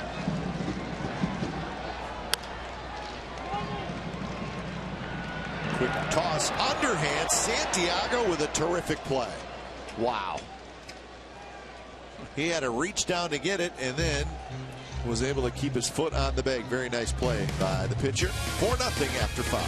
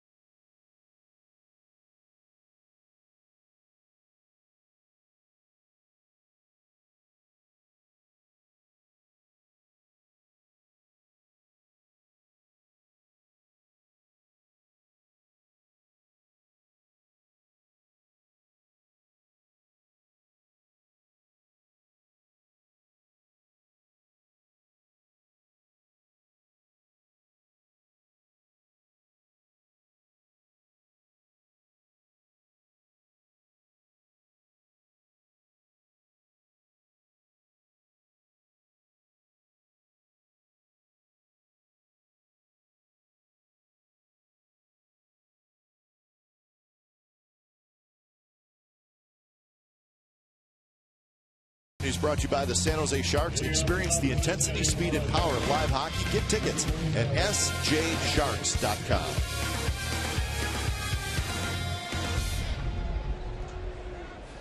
Angels come to bat in the top of the 6th inning, leading 4-0. Kendrick, Crone, Iannetta.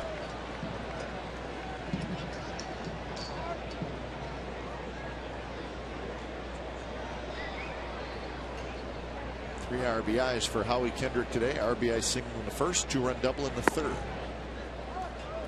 So he's been the main problem for the A's today. Trying to get another runner in scoring position. Grant Green, who happened to be thrown out by Derek Norris and a caught stealing. Otherwise, another opportunity with the runner in scoring position, leading off this inning. Kendrick fouls it right at home plate. It rolls out toward the mound. Orioles beat the Yankees today 9-5. So Baltimore gets their 95th win. Angels with 97. And that's the reason the Angels are playing the way they're playing. They'll continue to play this weekend, and that is what the Mariners have to look forward to. Because both clubs, the Orioles and the Angels, would love to have home field advantage. High fastball swing. Now this strikeout number 6 for Lester. It becomes a magic number also for home field advantage. But Lester elevating his fastball. Howie Kendrick tried to go upstairs and get the fastball, could not handle it. C.J. Cron. Well, we know what the Angels are doing. They're off tomorrow, then they're playing in Seattle over the weekend. Orioles still have one more game left against the Yankees in New York, and they will finish then this weekend at Toronto. 3-game series.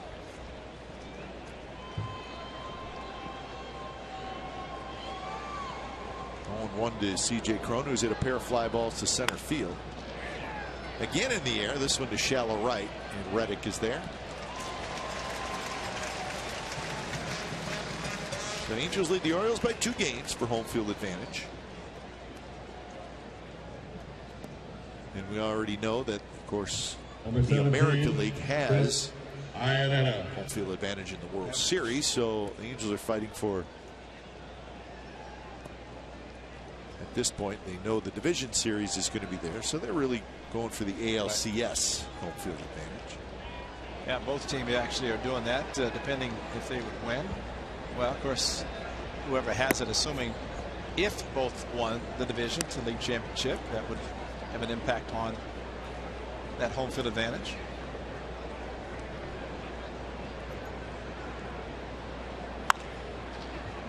Slowly hit to Fryman, who charges it. In an 8-pitch inning for John Lester, so he settles in there, and it's the bottom of the 6th coming up. Punto to lead it off. 4-0 Angels.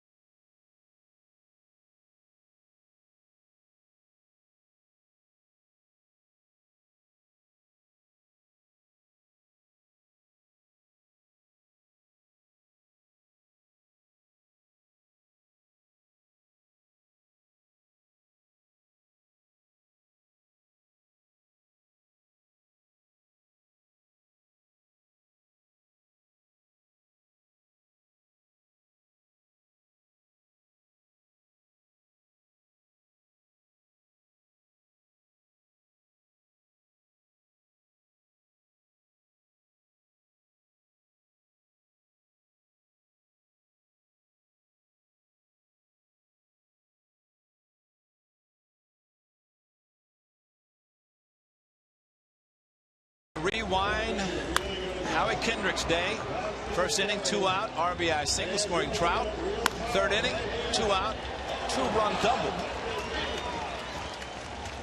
And the A's had an opportunity, but a double play ended that. Runner at third, nobody out. Donaldson trying to score on a shallow fly ball from Calhoun. It was reviewed by the umpires and ruled out. And the A's going through the fourth inning. The lead off E8, and unfortunately could not score. And Pujols had an RBI sac fly on an unearned run, and that's the difference. 4-0. The A's had 2 hits today. Last night they out hit the Angels with 7 hits. Angels only 3, but a home run and a run scoring on a strike him out, throw him out. There's Thatcher, the lefty. Pistano, the righty. As Hector Santiago cruising along right now, 72 pitches. He faces Punto, Crisp, and Fold. A's with just 2 hits.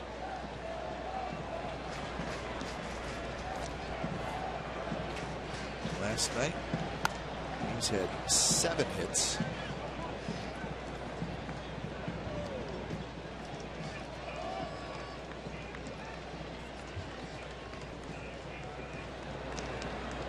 Punto hit a pop-up to the second baseman in the 3rd inning.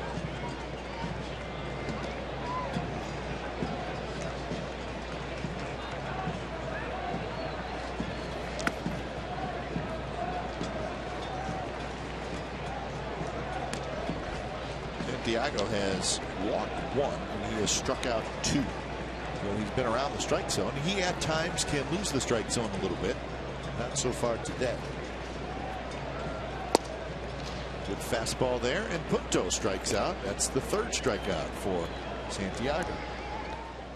Hey, get all your Bay Area sports information from wherever you are. Stay up to date on your favorite local teams with breaking news, instant analysis, scores, and exclusive articles and columns from CSNBayArea.com insiders and much, much more. The new CSNBayArea.com app is available now on iTunes.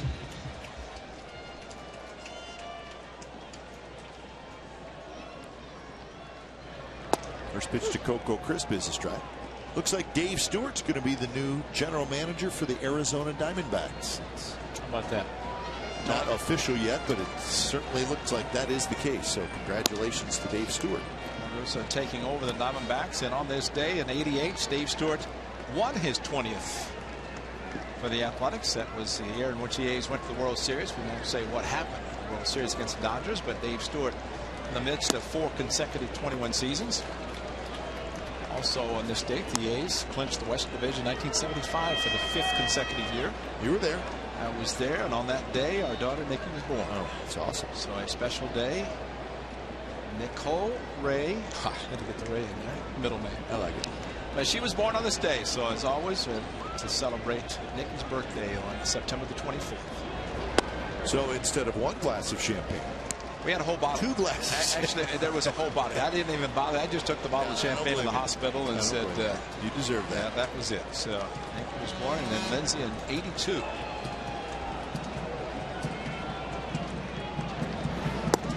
There's a strike. So 3-2 now to Coco Crisp. Mike Selleck, of course, puts out some great notes. And this date, Jason Giambi also hit the 5,000th homer in Oakland history. Gee, a big home run hitter for the Athletics and the Yankees, but got it here. Just saw that the 15,000th was hit by Brett Gardner for the Yankees just recently, I think this past week. Yeah. 15,000th. This is a special day also with the attendance. How about that? We got it. Yeah. 2 million. Nice. Nice crowd today on a Wednesday afternoon. Coco with a walk. The crowd today is 27,989. So the A's will get over 2 million. They finish at 2,003,628. And that's the first time since 2005 the A's have gone over the 2 million mark. So that's good news. The attendance has picked up the last couple of years. You know, Mark Good was on the TV side. Mentioned, you know, it's a big deal about 2 million here, and I said, absolutely. I said, you've been accustomed to seeing 3 million at Angel Stadium for 12 consecutive years, but if it's been a little bit of a drop since 2005, there is the duo. Mark Good Gubazov, former pitcher with the Royals. He was good. He might have been there last time in the postseason. No, it's 85. I think that was a little before him, but I can't remember exactly. No, he pitched. Was he there then? He was there. So that was. He's got a World Series ring. That's right. In 85.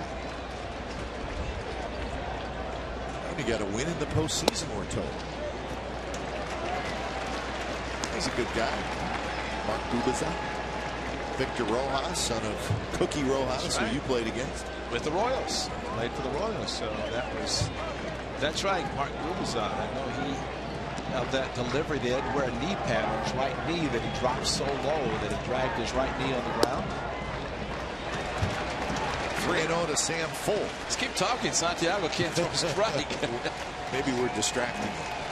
I don't think Mike Scioscia will wait around a whole lot. His bullpen is ready, oiled up and ready to go with a lefty and a righty. I was thinking about the home runs the Yankees. Claudel Washington, former Athletic, hit the 10,000 for the Yankees. It was the old Metrodome. They threw the ball back in. Figured visitor did not know it was number 10,000. That probably would have brought a handsome price. Yep. And the Yankees would have paid it. That's right. Fan threw it back. They said, thank you very much. We'll put it in the archives. 3-1 to Sam Fuld, who is grounded out and fouled out. Well, maybe the A's are hoping for a couple of walks and a blast. Usually they say 2 bloops and a blast. Well, the guy who can blast it's the on-deck circle. The A's can find a way to get Fuld on. Bring Donaldson up with a couple on. 3-1 pitch. High strike called. 3-2. Jerry Davis has not made a lot of friends here at the Coliseum today. Sam patiently waiting, trying to draw the 4th pitch out of the strike zone. His pitch up, and figure anything above the belt usually is called a ball, but that was not. Fuld in this series is 1 for 9. He has walked a couple times. And that one is line to right. That's a base hit. Coco will stop at second. So Sam Fuld gets his first hit today.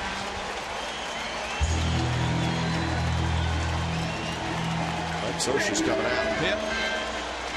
And Fuld took 2 strikes, and then here comes a 3-2 fastball. Actually a better pitch to hit than the 3-1 that he thought he'd walk. And Coco had to make sure Kendrick was not going to catch the ball before taking off the 3rd.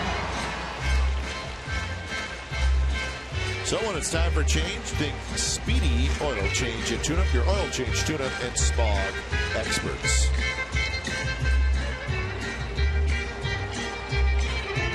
Your attention, please. Ladies and gentlemen.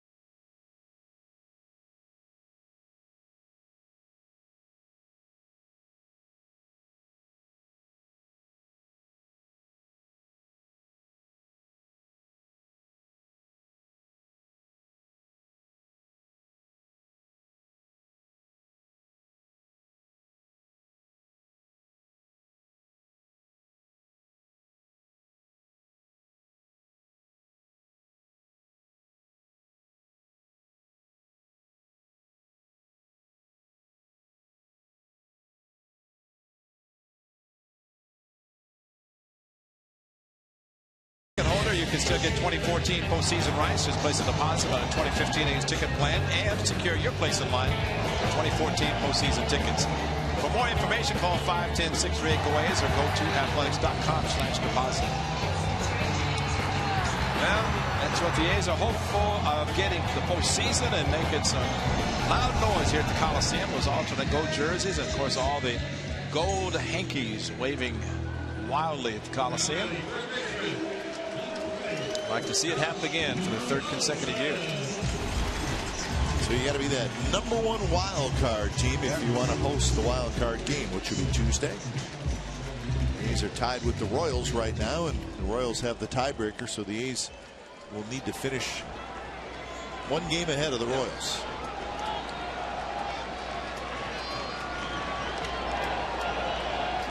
Here's Donaldson, 2 on, 1 out. Vinny Pastano comes in. Pastano, 2/3 of an inning on Monday night. He stranded a couple of runners. Alberto Callaspo comes out.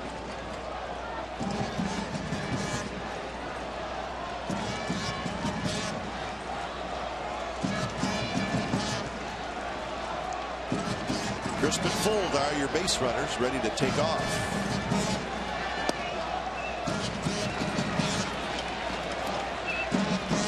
Pastano came over in a trade from the Indians on the 8th of August.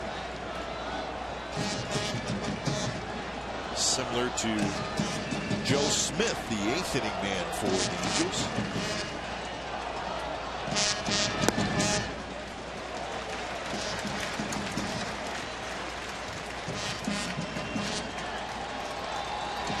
Remember, Mike Trout is out of the game.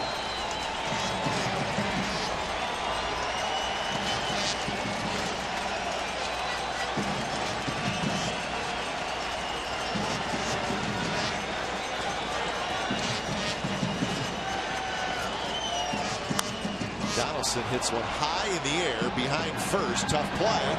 Kendrick, the second baseman, and it's going to fall. Angels had 3 guys there. None of them looked terribly comfortable, as it's a tough play.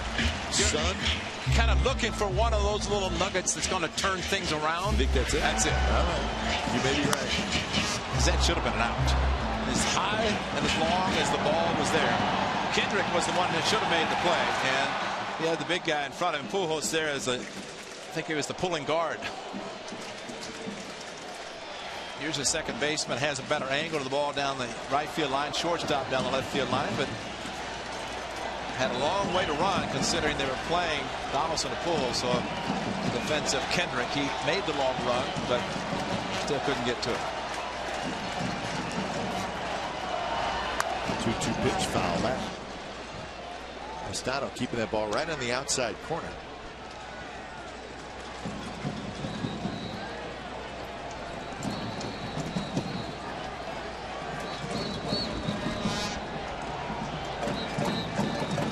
Donaldson, a ground out, and then he reached on the air by Trout.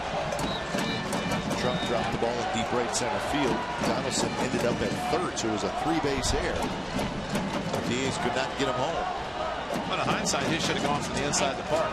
Skip Cambridge, Little League homer.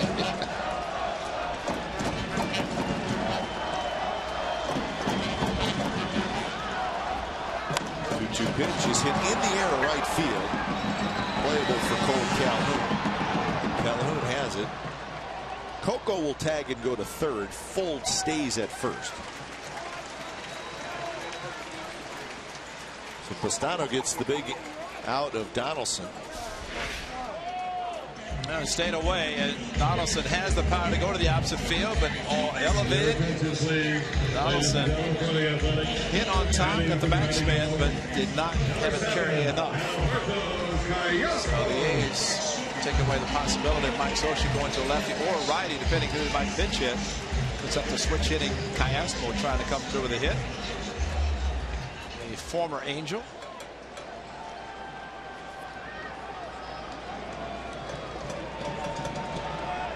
Switch hitter Callaspo from the left side.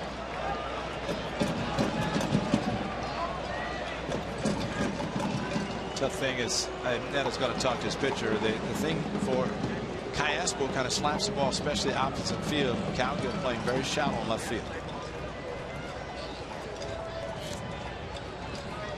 In the series, 3 for 22 with runners in scoring position.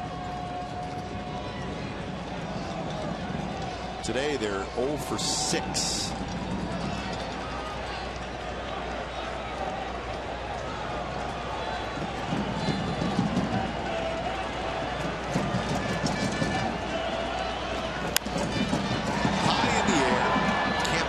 the center fielder. He's under it. He's got it. Side retired. So the big hit continues to elude the Athletics. We're on to the 7th. Angels 4, A's nothing.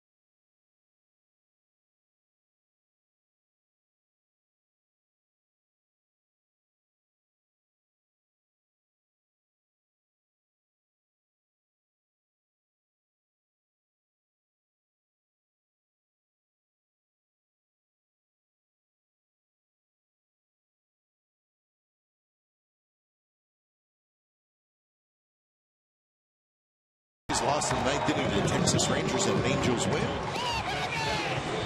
Angels clinched the division title. They had a good celebration. First since 2009, 9th overall. Celebration lasted into the wee hours of the night, we have been told. Which, hey, if you win the division, you deserve it. Most AL West titles since 2000. The A's 6, the Angels 6. Angels' first trip to the postseason was 1979. Remember, they came into play in 1960 as an expansion team.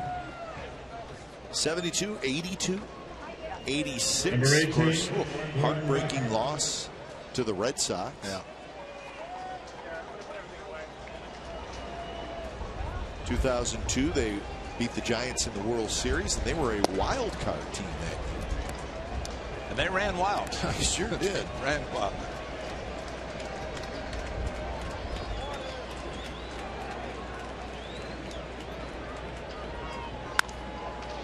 And there's a base hit. Beckham past Donaldson. So hit number 7 off Lester. Angels also sitting on 97 wins. Remember that cut fastball that Beckham struck out on his previous time. This time it looked like a backdoor cut fastball that he was able to hit solidly. Donaldson, a nice diving effort, just could not come up with it. And I think that's the tale of the two teams today, is kind of what happened. What has happened. Did get the report from the clubhouse of the Angels, and did not look like a physical injury for Mike Trout, a stomach illness going around. A very nice bunt. Donaldson's throw down the right field line. Beckham being waved home. Beckham will score. The throw to third is in time, and Cowgill is out. Lowry takes the throw. So the run comes in to score. That's Beckham. So it's 5-0. And the out recorded at third base. Well, amazingly, Josh Reddick got the ball and without any hesitation figured the runner was going to try to go to third with the ball down the line. So it's probably going to be a base hit. E5 chasing his Punto. Now batting. But what a strong throw by Josh Reddick. Did not consider going to the plate. Figured he was going to get it. I'm sorry, it's Punto. My. It looked like a Reddick throw. Punto, a very, very strong throw. Picking it up with his bare hand. Punto was chasing it, playing second base, and got to it. Well, what a great throw by Nick Punto without any hesitation going to third. Well, you can navigate around that mound as well. Exactly. It's never easy to do. So we're still waiting on the official ruling.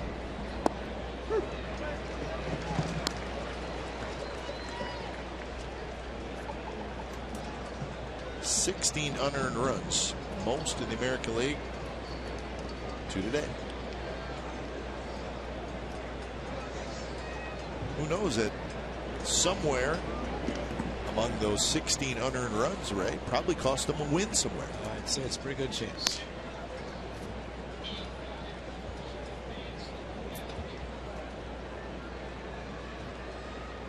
So single E5. There's your ruling. So second error in the game for the Athletics. So 5 errors in this series by the A's. And 109 on the year. Second most in the American League. And usually you rely on pitching and defense. Pitching's been there. And you have the great pitching. You want the defense. But Punto's throw was outstanding considering where he had to throw from all the way to third base. Tremendous throw by Nick Punto.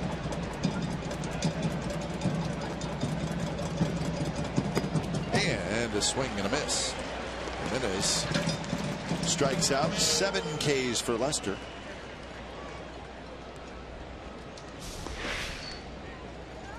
A hard cutter down and in, and Derek Norris able to block it for the putout. Now batting, number 56, Cole Calhoun. So now to the top of the order in Cole Calhoun's 1 for 3. The Angels' record for wins in a season is 100. That was in 2008. So they have a chance to tie it, maybe get it. They have to win out. 2009, last time they won the division, 97 wins, and then the 4 straight non-playoff seasons, which is still hard to believe. Very hard.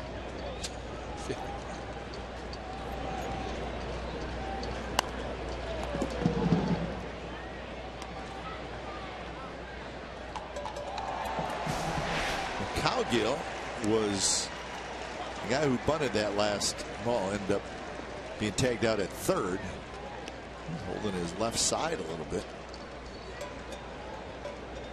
Watch the knee. Yep. Left knee, now already blocking him off. Strong throw. A little collision. Knees into the rib cage, probably doesn't feel that great. Because he throws left-handed, and that's on the left side. I don't think it's going to bother him. Ricky Henderson in the house today, one of those rare bat right throw left, and Cowgill in that category.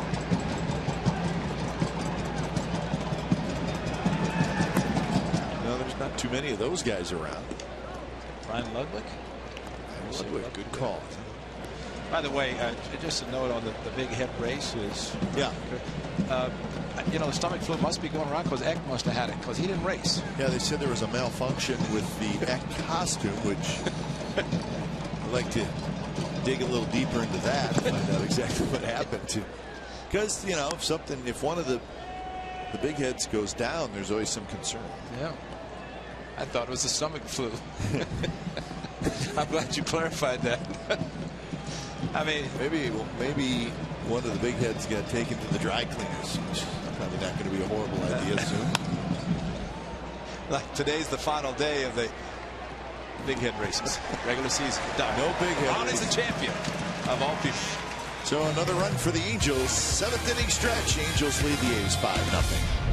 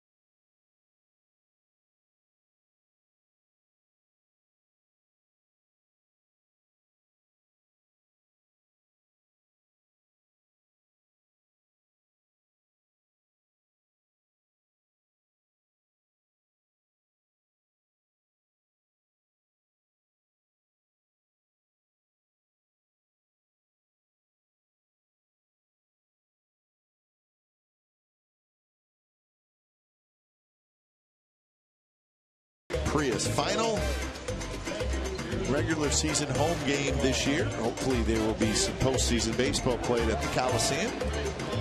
Let the great fans show off what they do best. And is there a better way to finish the happy cam than with the great Steve Vucinich, the man we know as the Godfather? Happy cam. So Vuce checking in. That means a rally starting soon. He's a rally starter. We're trying, aren't we? Oh, that's a try. 16 consecutive scoreless innings for the A's offense. Time to get rolling. When it's time for change, think Speedy Oil Change and Tune-Up. Your oil change tune-up and smog experts. Mike Morin comes in, big right-hander. So Vinny Plastano got a couple of huge outs. He got Donaldson and Callaspo with 2 runners on. After Navarro takes over at first base for Crone. So here's Norris.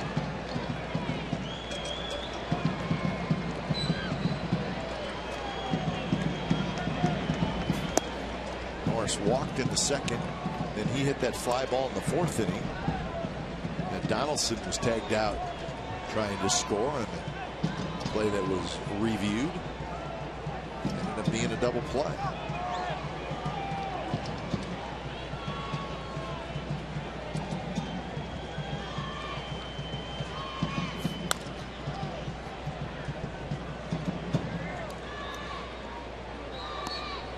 So 1-1 the count.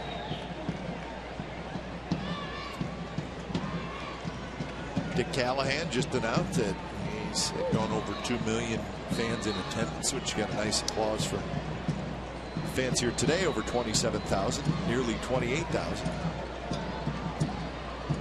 Just to like Dick Callahan's energy. Yeah. No matter what, Dick Callahan is always very energetic in his announcing, public address announcing. Been some great ones here. The great Roy Steele, the voice of God for many years. There's the man. They're texting. Somebody's texting him right now saying, "Hey, Nick, Ray's talking about you," and he's saying lots of nice things. But I think that's important because sometimes, you know, if you're a fan, which everybody's a fan of the team that you're working for, you know, here's the hitter. You know, but you know, Dick Callahan's got that, like, it's never over till it's over attitude. And great Yogi Berra always said that. A lot of truth to it, especially in baseball. Just no clock on it. It's just outs. You have to get outs. So you just never know. 2-2 to Norris. 95-mile-an-hour fastball from Mike Morin.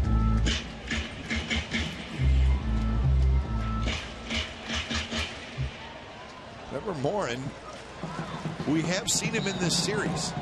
He came in for C.J. Wilson in the first inning on Monday night. He got the final out, and that was it. So his job was to get out of the first inning. He's the back end of the bullpen, one of the ones that Mike Scioscia goes to. Norris drops a single into right field. Oh, this is our favorite. For up-to-date news and information, behind-the-scenes photos, and exclusive ticket deals, follow the A's on Facebook, Twitter, Instagram, and more. Visit athletics.com/social. That's what it's all about right there. The and more. That's the tap-tap. Matt Brewer is a great producer. Took tap-tap out because he probably figured, I know what it's like to tap-tap. Yes, you do, Ray. Yes, you do. Double tap. Double click, double tap.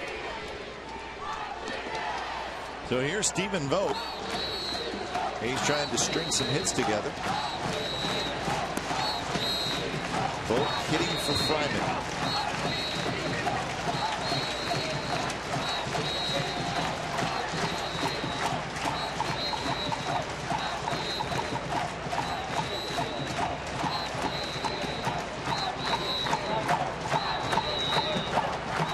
Cook still throwing in the A's bullpen.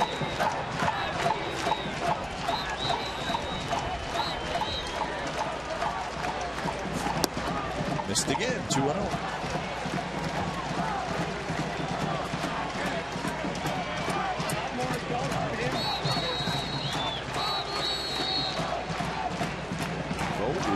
for 7 in this series.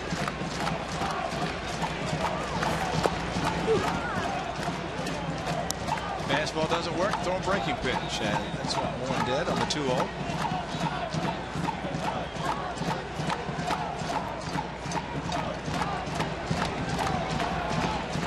Run single came against a left-handed pitcher first game. And he lines one to left field, but a good jump by Cowgill, and he makes a nice catch. He's a good outfielder, Colin Cowgill. Well, you see the opposite field outfielders playing shallow, and noted that earlier with Caspo hitting. Stephen Vogt is probably only a base hit. Stephen taking last night's performance very hard and came up with some opportunities, driving runs, and did not come through, but proving that you're human. Things can happen and don't always come through like you expect. But he has been a big bat for the Athletics. That time took a good play to get it. Here's Lowry.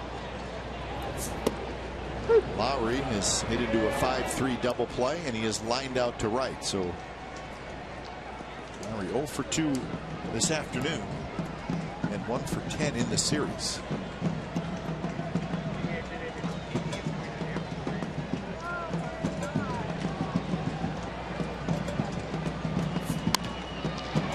Right center. That's going to get down for a hit. Norris is going to try for third, and he's going to make it without a throw.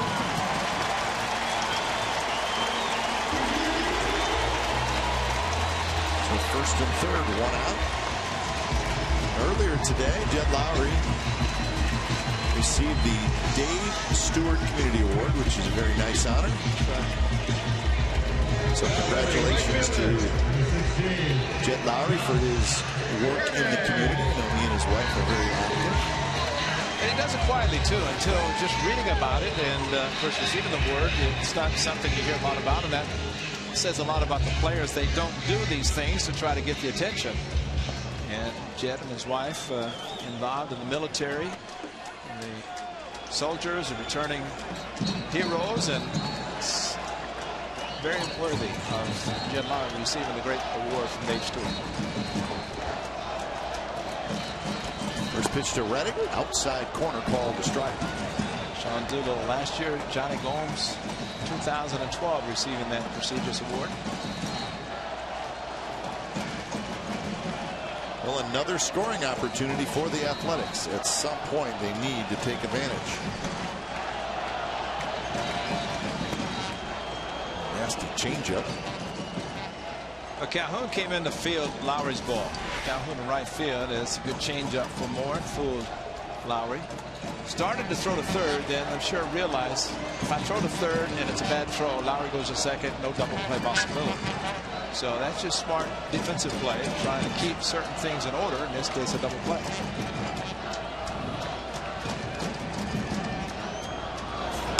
0-2 pitch, slap to left field, Cowgill on the move, Cowgill can't get it, it's over his head.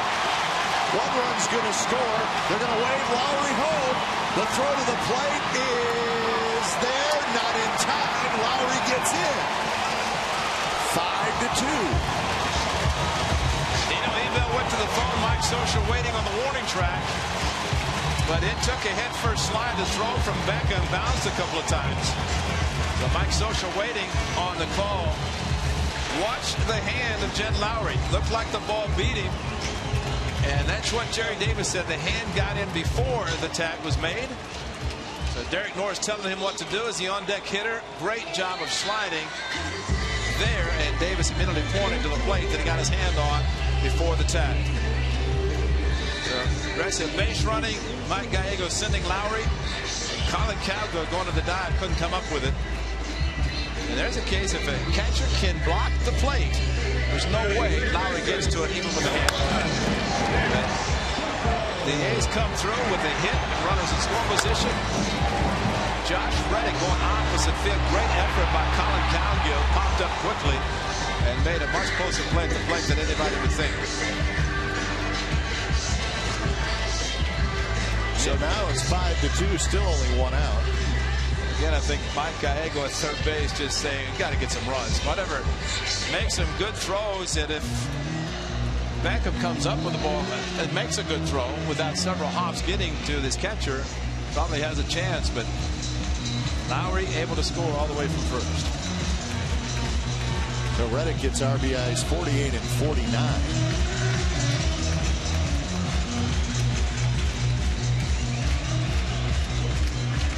So here's Nick Punto.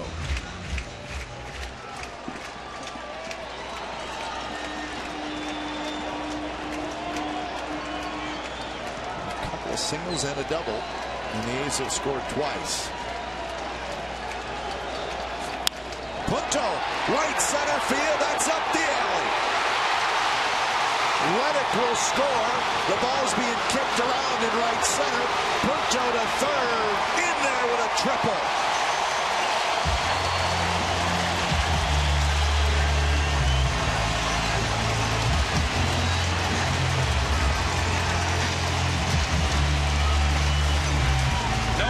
This time I think Punto, he is normally patient and take a strike, but got a first pitch fastball, and the extra 90 feet he gets because of what happens at right center is huge, because it is a runner at third, only one out, but Nick Punto driving home Reddick.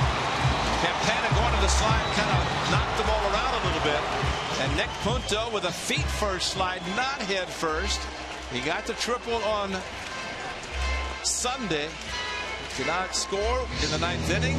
This time trying to score to make it a one-run game. So we got a pitching change. A's have scored 3 times, looking for more. Thatcher coming in.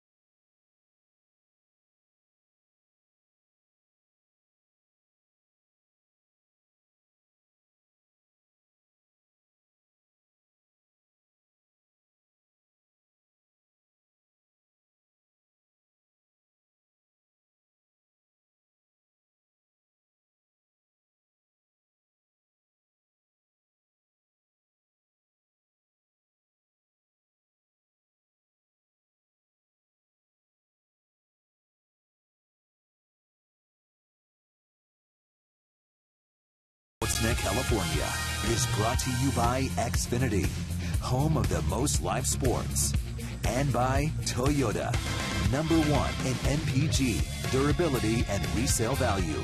Toyota, let's go places. So the A's making big-time noise here in the bottom of the 7th inning. They scored 3 runs off Mike Morin, who faced 5 hitters and got only 1 out, and that was a line drive. So here's Joe Thatcher, the left-hander. Thatcher acquired from the Diamondbacks on July 5.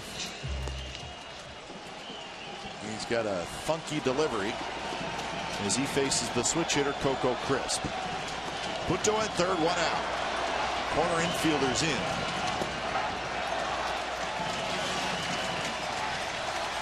And Navarro now at first, not Pujols. Trout, the stomach virus, or upset stomach, is out.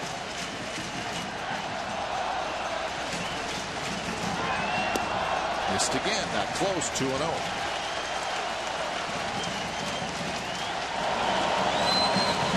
Cook's warming up continues now as Gregerson joins him.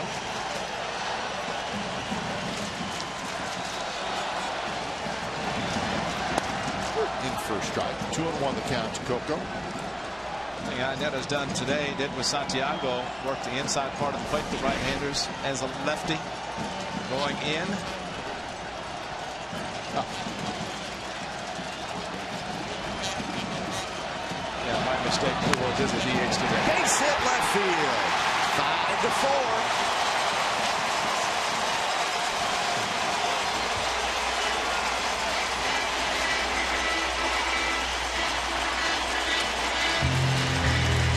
Coco gets RBI number 47 on the year. 2-0 strike, and then comes back with a better pitch for Coco to hit hard to right field.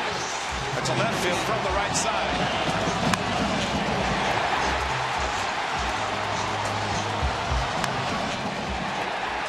So 5 hits in the inning. 3 singles, a double, and a triple. That youngster is into it. Here's Full.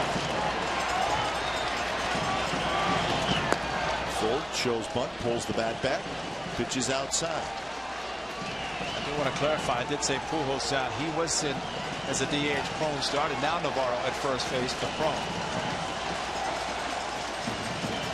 Started 0 for 7, but in this inning 3 for 3 with runners in scoring position. Time Full one after it.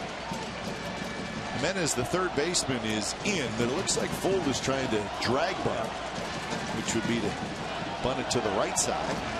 And if he bunts it, he may bat it hard enough to hit the ball to right field, where he's coming out from the plate.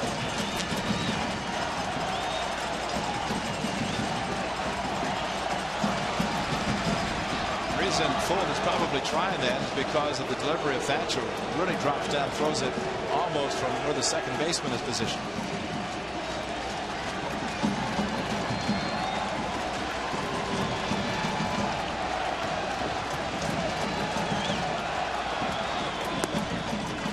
Close, 2-1 with, again, Donaldson waiting in the on-deck circle.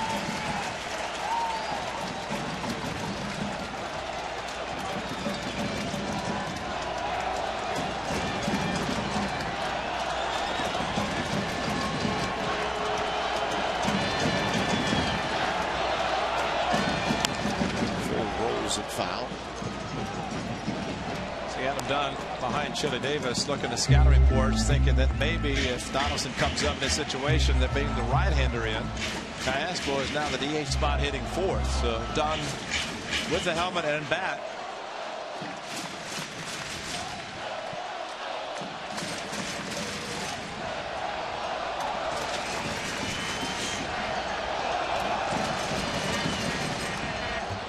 Reach for, Full stays alive.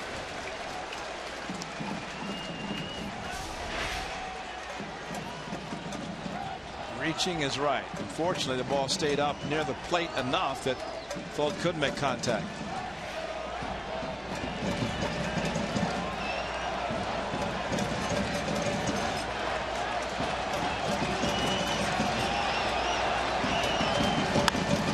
Bounce toward Beckham, who's got a back up, fires to second for 1, and it's really out there again.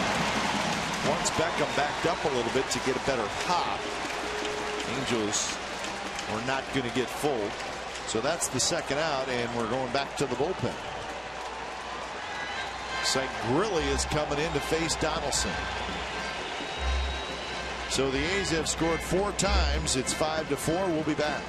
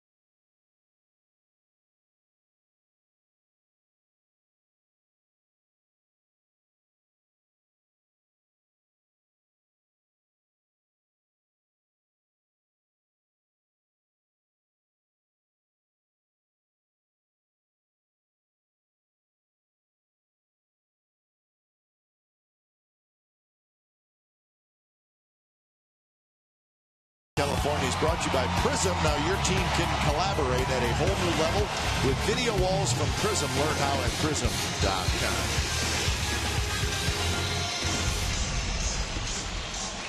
Well, the A's have made it a ball game. It's 5-4 with 2 outs here in the bottom of the 7th inning. And Mike Scioscia goes to get one of his key relievers, Jason Grilli, to face Donaldson. So good matchup here. And with the off day tomorrow, and figured Joe Smith would have the 8th, Houston Street the 9th. If it stays that way, the A's would like to see Sean Doolittle pitch in the 9th to try to get a win. They need 1 to tie, 2 to take the lead. And it's just the 7th inning. Donaldson is 0 for 3, reached on an error in the 4th. He's had 3 hits through the first 6 innings. They have 5 alone in the 7th. Donaldson does not go around on the check.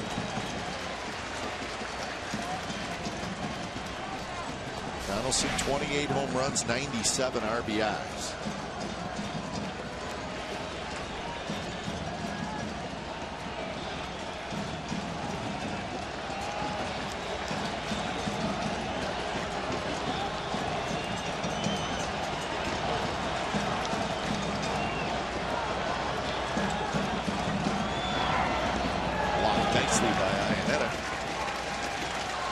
That's a big block. He loved it, had a runner in scoring position. Instead, Iannetta moving to his right with a breaking ball and anticipating the ball in the dirt to his right, able to go get it and keep full at first base. Adam Dunn has come out into the on-deck circle.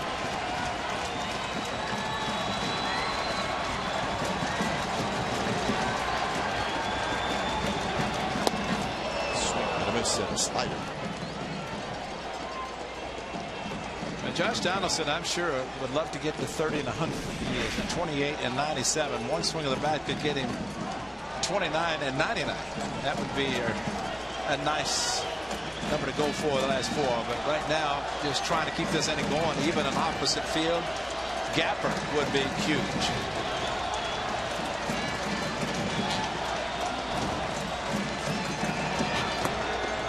With low, 3-1.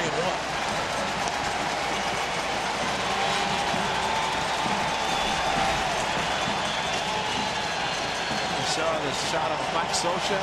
He could see that. And his catcher confirming that it had the plate, but 3-1. Finger slider. I don't know that Josh Donaldson's going to get a fastball.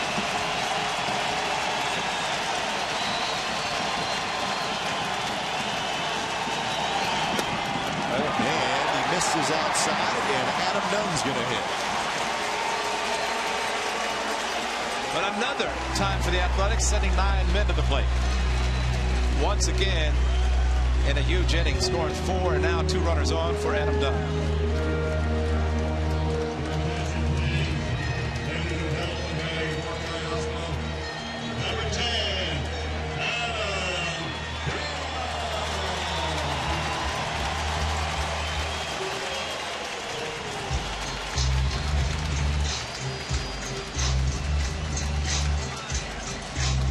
Kendrick is going to play at right field. The shift. Shortstop Beckham got him behind second base. The nice thing about Adam Dunn, he's so strong that he can get jammed and loft one into the outfield. Also so strong it hit one of the seats.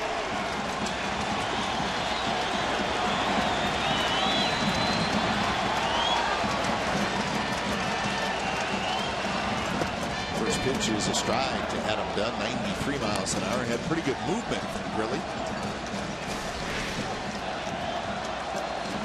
Adam Dunn first joined the club. Remember, he had the base hit to left field with a shift to the right side, and ended up with a first and third. He scored a run. He says it's not intentional. A lot of times, if you stay outside, he'll try to go that direction, just try to score the run. Another fastball. This one misses outside.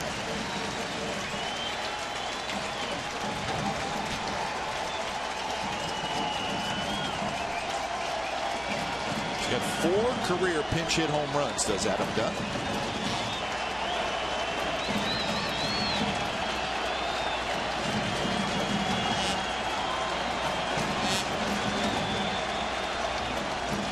Swing and a miss. Took a little bit off. 85 miles an hour. So now Dunn behind in the count, 1-2. Dunn hit the changeup off Chris Young on September the 1st. And that changeup way out in front.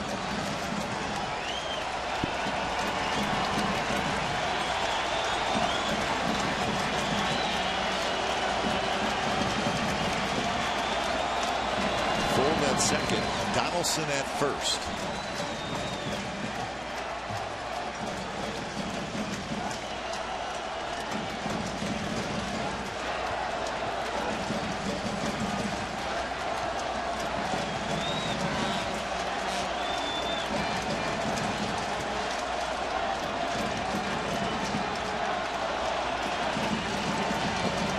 One-two pitch.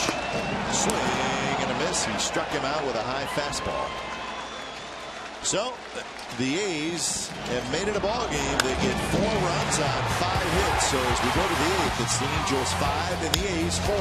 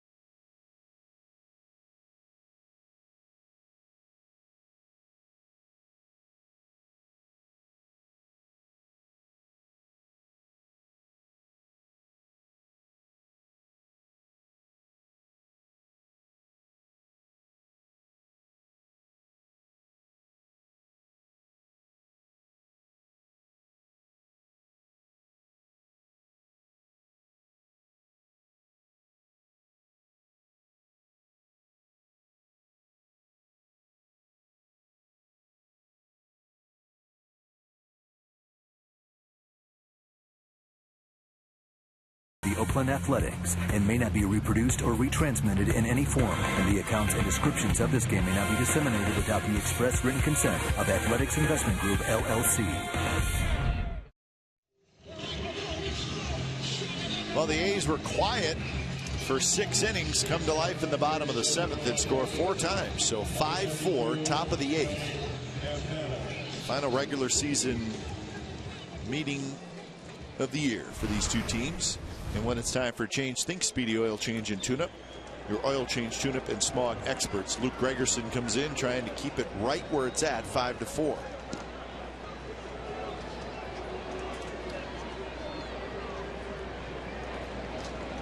this is Tony Campana leading it off. And bunts, and he's fast. And Norris has it, throws, and it's backed up, and now they're going to have Campana in a rundown, but Punto could not pick it up, and Campana ends up at second base. Wow. Could not find the baseball. He was there. Great job backing up as he did on the cowgirl bunt.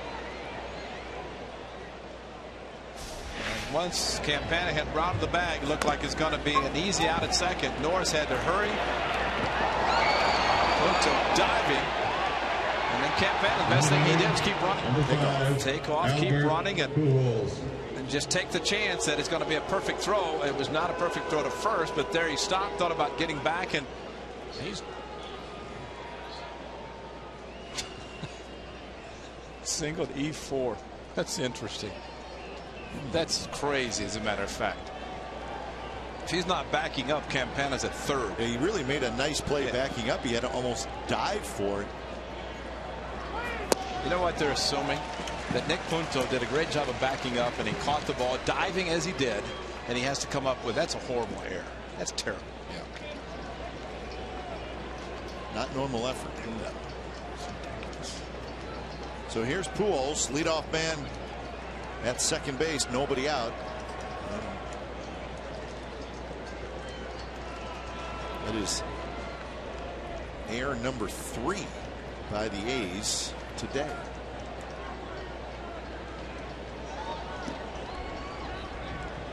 Pujols with an RBI and a sac fly in the 5th inning. Kendrick to follow.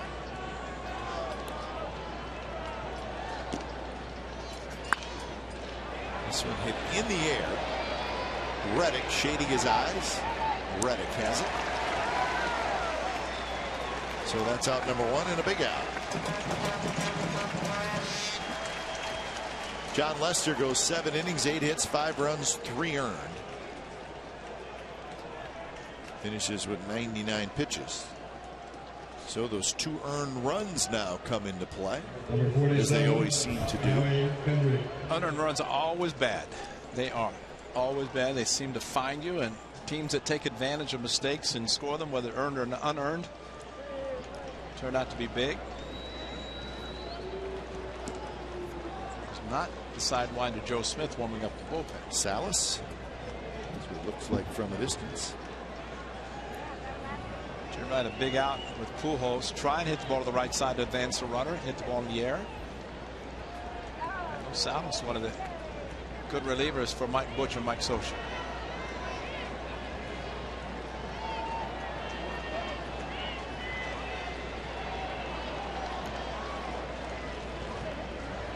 Here's Kendrick, who has 3 RBIs this afternoon. RBI single in the first, 2-run double in the 3rd, and then he struck out in the 6th. Batting average sitting at .292 for Kendrick.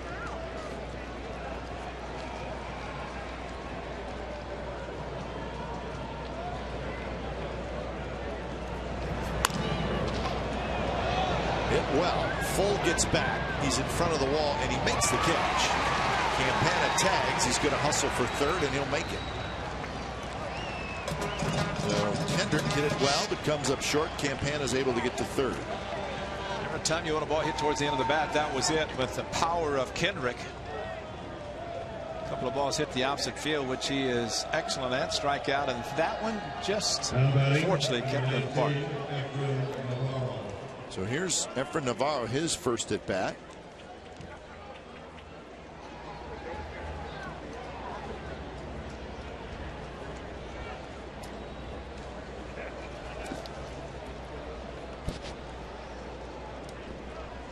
So Gregerson will face Navarro. Remember, the Royals will play a little bit later, about 45 minutes. They'll get started in Cleveland.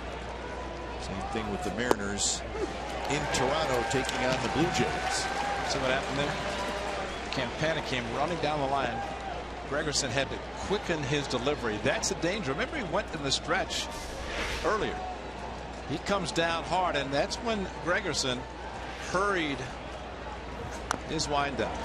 And that's always dangerous because the runner at third trying to force a balk from the pitcher. Obviously, Gregerson much more comfortable pitching out of the windup.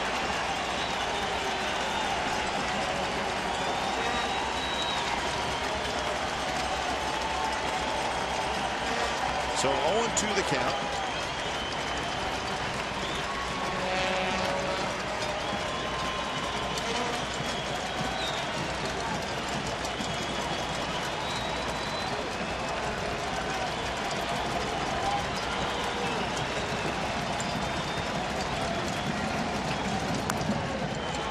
Slider and Navarro just barely Got wood on it. Rolls it foul.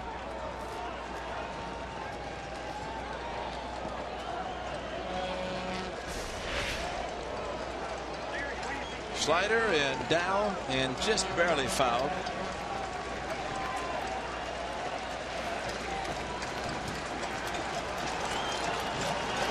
See Gregerson, a couple glances over to Campana at third. And that one, swing and a miss to the backstop. Norris has to hurry the throw in time. Side retired. So the Angels do not score. We're going to the bottom of the 8th. It's 5-4 Angels.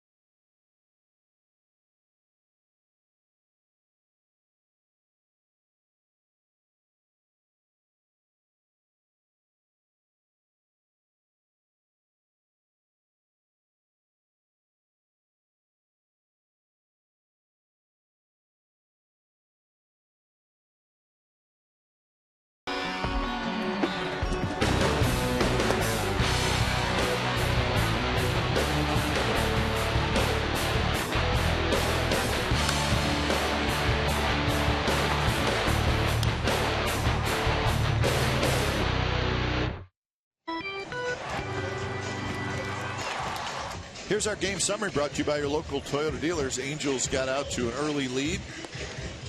The Athletics scored 4 in the 7th to take a 5-4, or to close the gap to 5-4. So 5-9-1 for the Angels, 4-8-3 for the Athletics. The 3 errors have led to 2 unearned runs.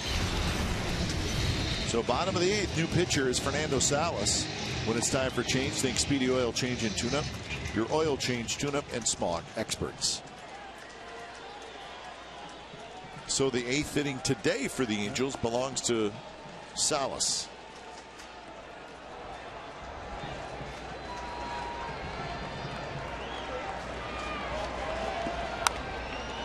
First pitch to Norris. Bounce foul into the seats.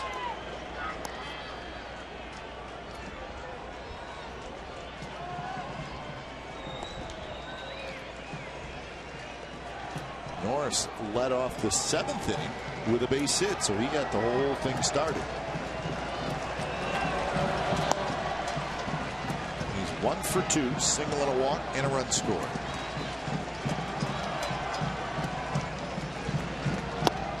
Strike 2, 0-2.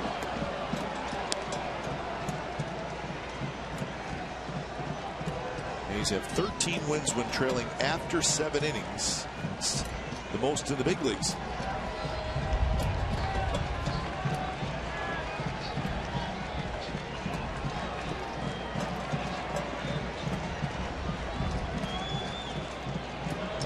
Pitch. High fastball foul back. So that play with Punto backing up has been changed. He no longer has the air. The air was on the throw. So it's still a single. And the air is now on Derek Norris. So probably the right call. Yeah, Punto's all over the place. He saw him throw out Cowgill because he was down the right field line. He was backing up the bunt. I mean, that's great hustle by second baseman, who really just trying to find some place to go because there's nothing to do for him. Norris chased the pitch out of the strike zone. Gregory got the strikeout of Navarro, and the ball in the dirt. Fortunately, the play was to first, not to home plate, because Campana with the speed coming down the line. Navarro a little slow getting out of the box, plus the ball came back quite hard to Eric Norris, and was able to make the play at first. So here's Vogt with one out. Second at bat in the ball game for Vogt. He lined out in the seventh. He was pinch hitting for Friday. Lowry to follow.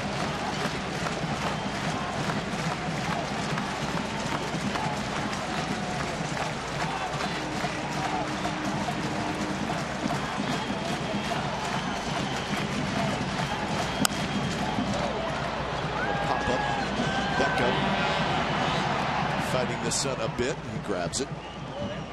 So 2 outs here in the 8th inning, and that'll bring up Lowry.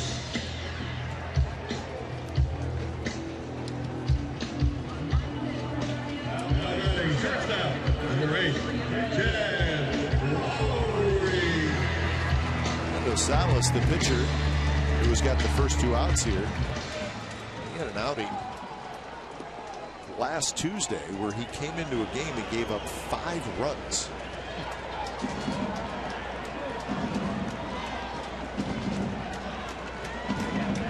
Think about all the things that pitchers didn't do lately, and then they come in to face the A's and they're Cy Youngs.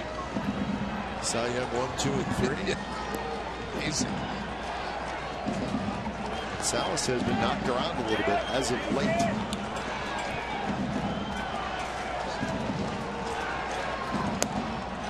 Pitchers have slumps too, just like hitters.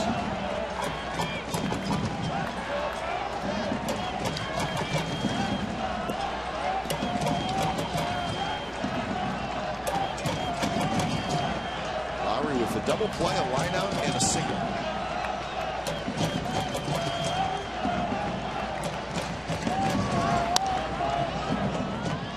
Now he's behind in the count, 1-2.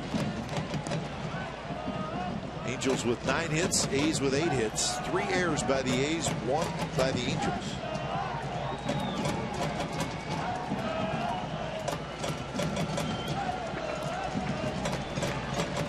Angels trying to keep pace with the Orioles. Their best record.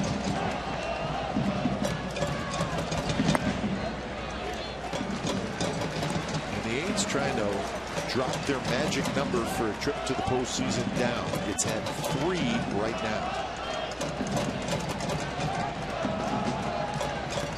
Combination of 3 wins by the A's or 3 losses by the Mariners. Get it done. Soft line drive, base hit. So Lowry's 2 for 2, and now you're going to get the A's hottest hitter right now, Reddick, up to bat. Billy Burns is going to go into pinch runs, so we'll see if Billy Burns does the one thing he is brought up here to do in September, and that's steal a base. Sunday he went into pinch run, and he thought about running, and Donaldson hit the 2-run walk-off. Didn't have to.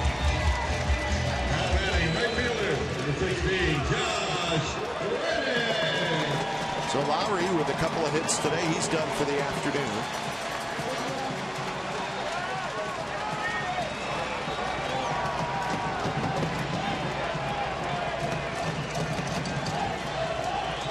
Burns with a good lead.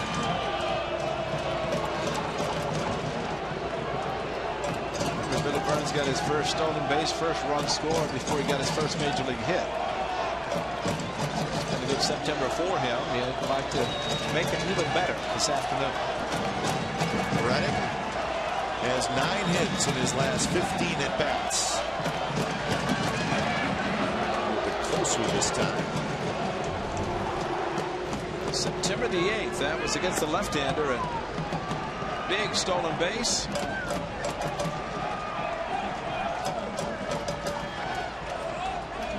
Head first slide, kept it hand on the bag.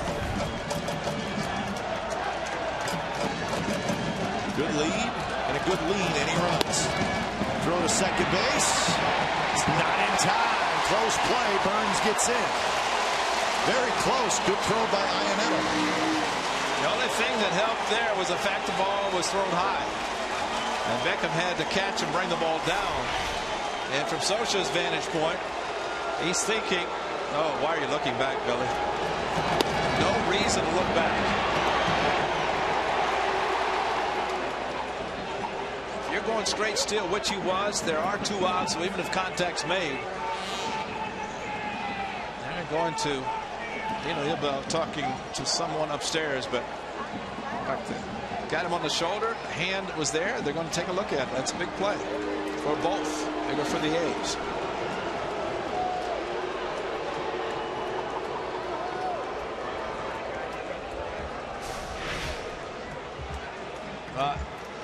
At the bag, this is the head first slide. The throw actually it beats him. It's high, and his hands on the bag got him on the shoulder. So that should be the A's hope in their favor. Key is the hand getting the bag before the tag is made. Right there. Got the hand in, kept his fingers up. The Angels are challenging the ruling at second base. The runner was safe. He kept his hand, his body on the bag as he was sliding head first. So at least from this standpoint, today's game, the New York people have been busy.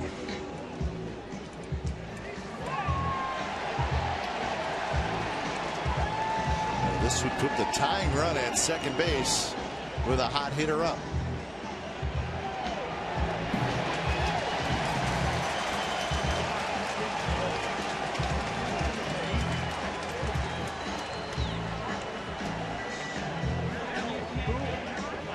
Iannetta had the perfect pitch to throw.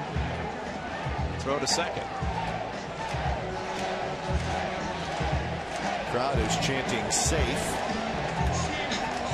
And we think that's what it's ultimately going to be. It just looked like right there the hand, the end of the hand got into the bag before Beckham made the tag on the shoulder.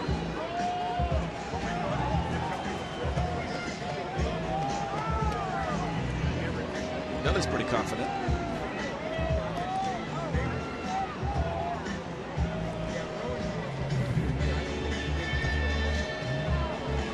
And he's going to be safe. So a very close play. The call stands. The ruling on the field stands. And the count is 1-0 to Reddick.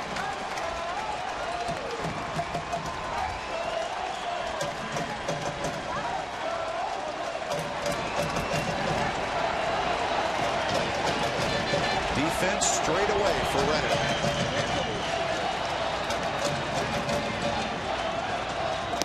Pitch is outside. Now it's 2-0. Punto is the on-deck hitter. And it's been a great series for Reddick. And the question is, does he get a good pitch to hit down the first base is open? Punto also a big hit in his last event. Triple to right center.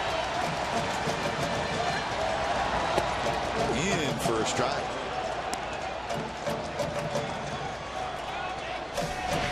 To the breaking ball, Reddick looking fastball, and got a very nice curveball from Salas.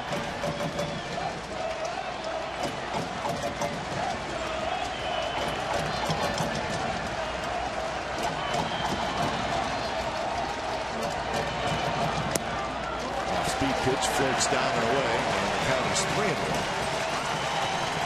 Could they be maybe pitching around them a little bit? Yeah, I think it's especially with first base open and Iannetta standing up to maybe get his attention. They may just do it. No, they're going to go after him. But I don't know from a sinker off the plate after the 2-0 curveball for a strike. 3-1 and a big swing and a miss. 3-2. So kept it away just a little bit. Looked like Reddick pulled off some, and he did. He wasn't going to look for the single tied. He pulled a 2-run to put him ahead. Now go back to the protect mode and go for the single.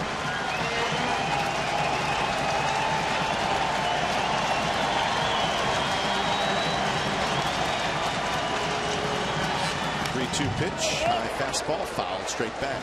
Reddick's really had good swings this whole series. Good balance. Hit the ball the other way. So the guy you want up there right now.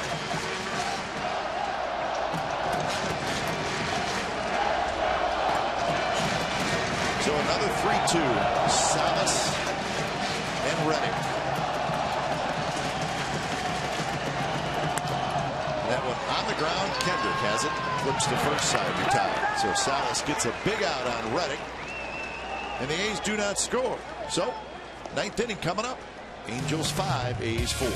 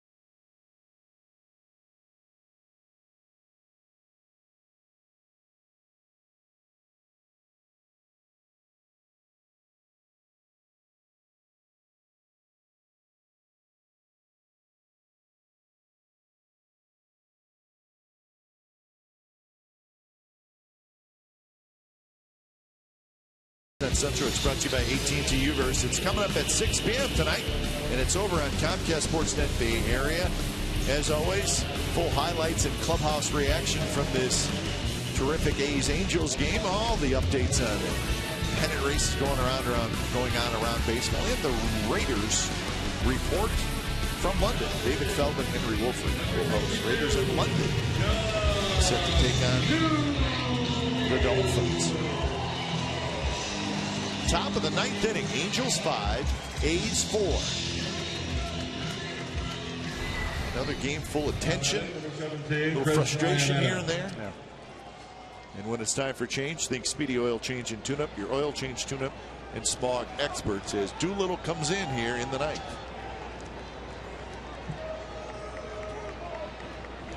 First pitch to Iannetta is a fastball a bit outside. Iannetta, Beckham, Cowgill. Looks like Houston Street is up. The changes for the A's. Punto to short, Sogard to second.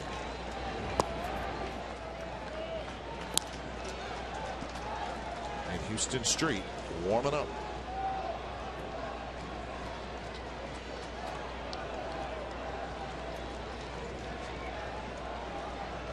Iannetta is 0 for 3. Couple of groundouts and a strikeout. In there, 2-1. You want to hear me say it again? Yeah. Don't give him an insurance run. I've seen that a little bit lately. That's right. So put the pressure on the closer with a 1-run lead. Doolittle got the win on Sunday. Remember, he pitched 2 innings, which we did not see Sean Doolittle do that hardly ever. But the A's needed him, and he threw 2 innings. Got a W.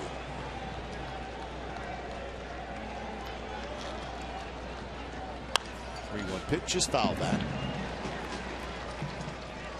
What if that swing could have been from Iannetta, figuring this guy doesn't walk a lot of guys, so he's going to throw a four-seam fastball for a strike. No reason to take it. Swing. Fouled it back. They're going to get another fastball now.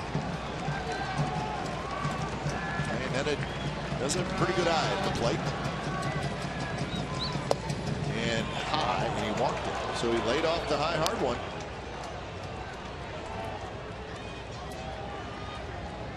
First walk issued by A's pitchers. And here's Gordon Beckham. Now batting, number 18. We'll see if the Angels play for that one run. And the most unlikely to walk a batter is the first to do it today.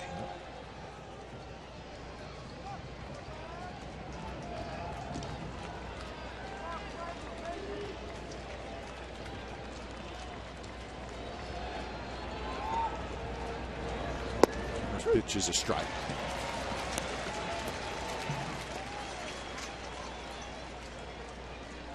Beckham has hit a fly ball to left field.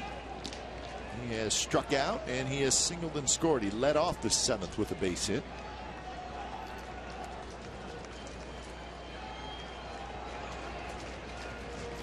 High fastball by him, 0-2.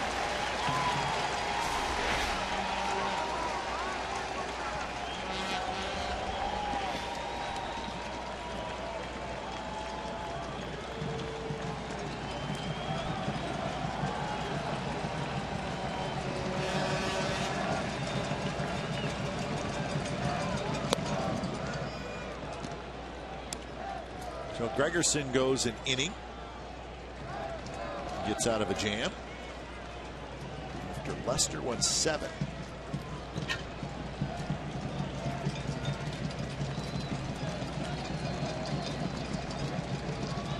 Short lead for Iannetta. He's not going anywhere. The ball's fouled straight back.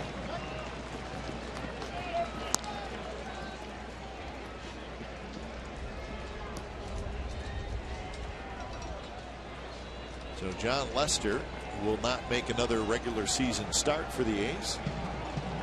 If the A's are a wild card team, he will be well rested and ready to go for Tuesday. High in the air, shallow center. Sogard out, crisp in, and it's going to be Coco to grab. Ray, I think kind of the way it's shaping up, I think this is the way the A's had it. I mean, they thought that this is very well the way it could be anyways when they started to see the division slip away just a little bit. Number 7, Billy Beane said, hey, Cowgill. I'm worried about the Angels, you know, and we may have to play a wild card game. And now it looks like that's what's going to happen. And one of the reasons why they wanted John Lester was exactly for that game. And now it continues to look more and more like that's what's going to happen. Whether it be home or on the road, we don't know yet. Well, just as big also to have the other starters starting tomorrow in Texas try to get to that point and obviously have the home field advantage. And Lester, that's why the A's got him. 6-4, 1.97 ERA and 11 postseason starts. He's terrific. Last season alone, 4-1 with 156, 5 starts. To the world champions. Cowgill takes a strike, 1-1 count. So again, all this we're talking about, there's still some work to be done, but I think one of the things that's been pretty consistent over the last 4 years has been the Angels in the division. But between 2009 and now, they had not had the success that they expected in Southern California, but this year they did. Division winners. Cowgill had a good rip off the mask of Norris. So 1-2 with Luis Jimenez scheduled to hit next. Sometimes beards help, and I think in the case of Derek Norris, maybe the extra padding. Just a little bit. Well, off the side of the mask was still putting an impact. So you had the bearded one pitching, the bearded one catching.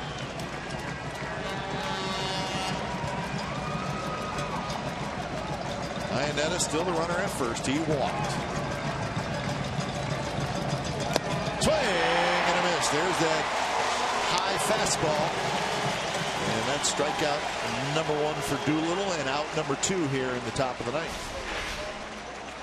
Reared back, threw him one breaking ball, and then that was a teaser. And then the fastball to get Cal Gill with a pitch away from him.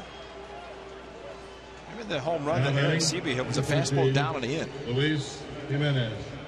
All right, 2 away. 2 away, Ray. Giving my partner the 2-out signal, just so we're all on the same page here.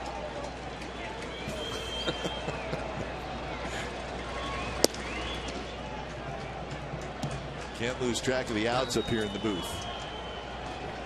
More important for the guys on the field, but also good for us. I'm more worried about myself than you. No. You're always on top. Jimenez with a double in the 5th, hit a ball hard in the 3rd, and then struck out in the 7th.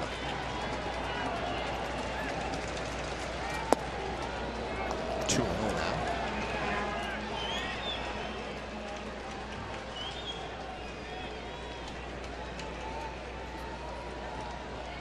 In the 9th inning, in the bottom of the 9th inning, it'll be Punto, Crisp, and Fold.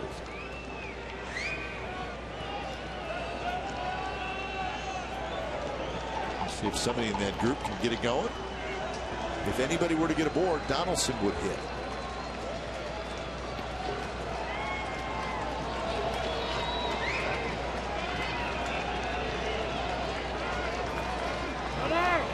Runner goes, and it's fouled just to our right into the broadcast booth where the Angels radio announcers seems to everybody's okay over there as we check. Mark Langston's okay.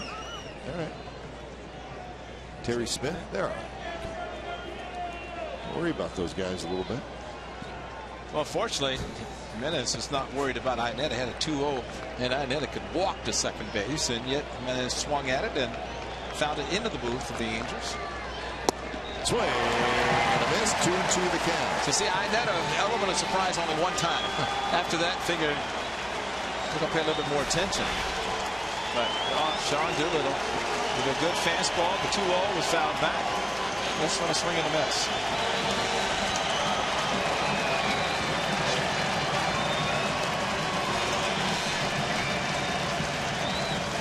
2-2 for the first.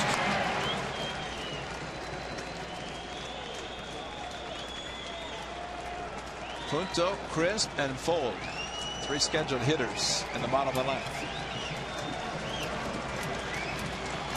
Doolittle would like to see it be a 1-run deficit into the ninth inning.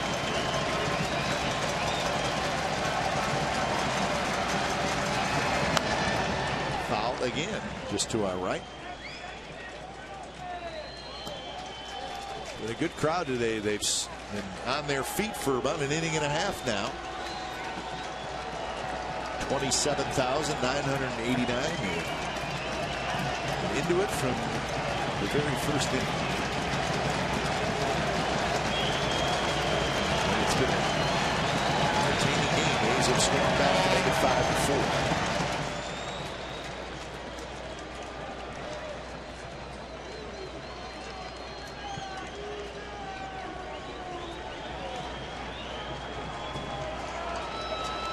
It's not postseason, but it does feel like it a little bit.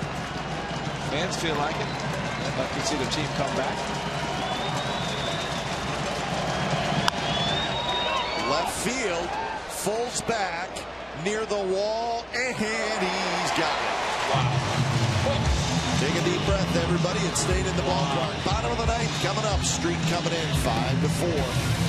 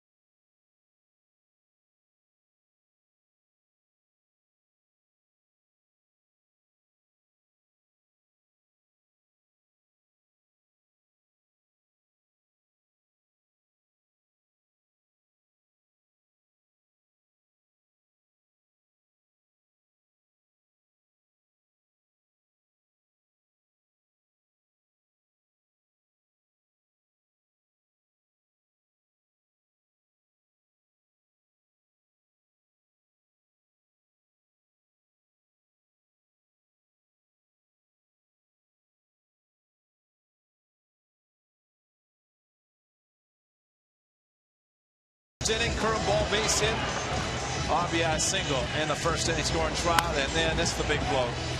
After a ball that Pujols hit down in the corner, second and third, 2 out. Howard Kendrick again coming through with a 2-out opposite field hit. But I'd say the good news for the Athletics today is that one young man named Jimenez has hit 2 balls that I thought one might have had a chance, the other one thought it was no doubter. So the A's fans getting into rally time.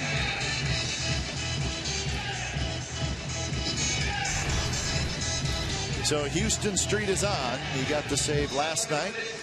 He's got 40 saves on the year combined with the Padres and the Angels. So a big season for Houston Street. Look at that ERA, 1.39. So he's going to face Punto, Crisp, and Full.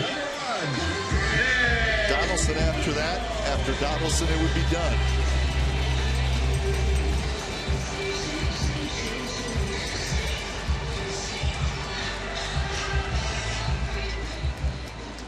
So Punto digs in. He's 1 for 3. He had a triple and an RBI in the 7th inning. He also scored. That was the inning the A's scored all of their runs. They got 4 runs and 5 hits in the 7th inning. First pitch is a little slider that stays high. First pitch hitting for this triple. This is off Moore. That went into right center, and Campana going to the slide, bobbled it momentarily, and that turned out to be huge, although Coco Crisp would single him in, but Punto able to get to third, caused the slight bobble in center field. A little bit outside, and it's 2-0. Looks like Nick has gone back at the take mode, unlike his last at bat when he troubled on the first pitch. And trying to find a way to get on.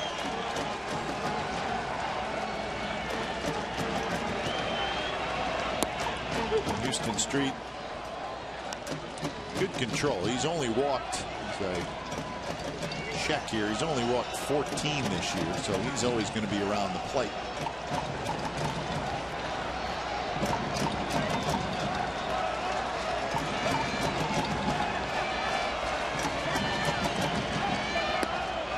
Wow, didn't have to be.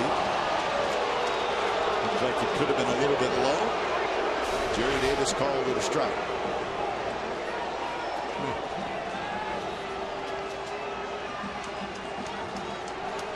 Watch the front knee, and that's low. Wow.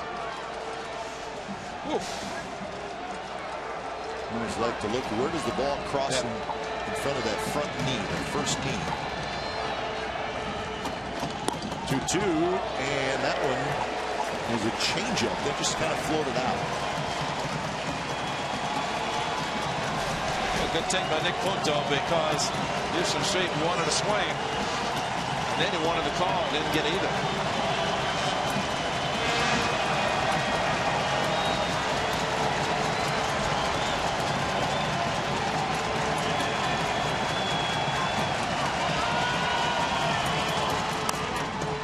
High in the air, foul territory.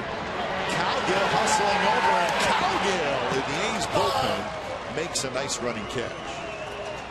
He was playing shallow, as he has been today, with the left-handed hitters, and that enabled him to make the long run, get to it. Too close to take. Punto got under it, and see where Cowgill started. It enabled him to get to the big foul territory of the Coliseum. Angel Stadium, that ball's in the seats. Nick gets another shot, but we are at the Coliseum, and hitters don't like it, pitchers love it, and that's one of the examples.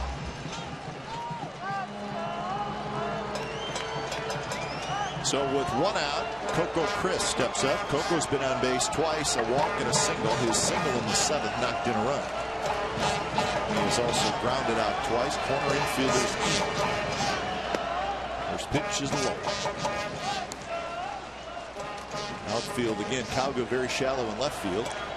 Campana and Calhoun about normal depth in center and right.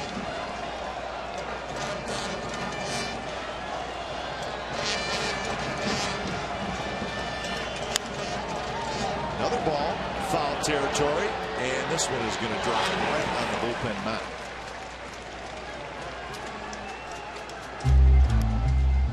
that pitch from Houston Street, and it just moves away from the left-handed hitters just a little bit. Which would mean that he's not going to give anybody a chance to pull the ball. If he's staying away as he has to Punto and now the first two pitches to Chris.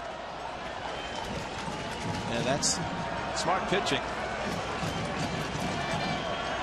Usually in a case like that, it takes a couple of hits to score versus making a mistake inside and allowing the hitter to pull the ball for a home run.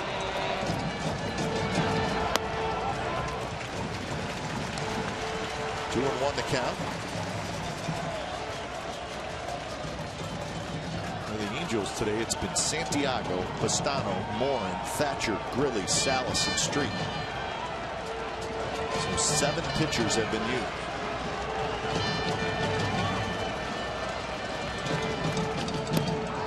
Miss. He went with like a slider down and in, huh? So he did come inside that time. But down and 82, so he took a lot off the pitch. He doesn't throw hard anyway. Watch out, the ball just starts to drop. See where I did. I had to reach back, so he was thinking if he's going to throw the slider, pitch it away from the left-hander.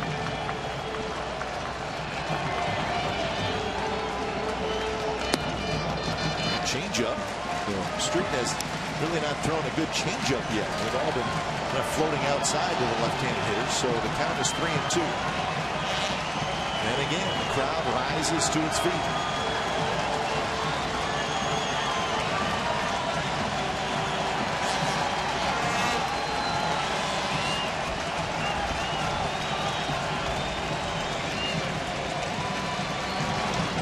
The 3-2 pitch is hit in the air. Campana gets there, and that's the second out. Again, I think that's exactly what you're talking about, Ray. You make all the hitters, especially the less powerful guys, make them hit it to center field. Right. Biggest part of the diamond. This pitch a little bit away from Coco. It's up, and really all he could do is hit it in the area in which he did. And really, once the ball got in the air, the hope was that Campana couldn't find it and he'd miss it. But after catching the ball, he looked to the side and pointed, "Tough son." We know that. Sam Fuld with a big rip. So he's behind in the count. 0-1. Fuld is 1 for 4. He's been on base twice, a single in the 6th, reached on a fielder's choice in the 7th.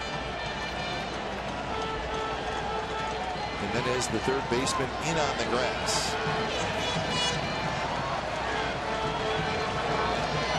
Strike, and now it's 0-2. So Fuld is going to have to battle like he's never battled before. Got it through the changeup for a strike, aim in the outside corner.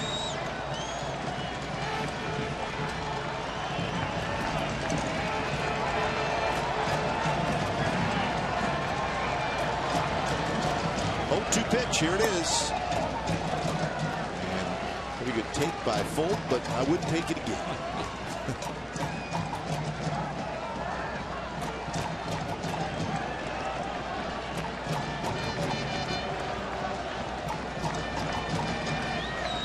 I think this is a get Donaldson in at bat. That's out for Sam Fuld.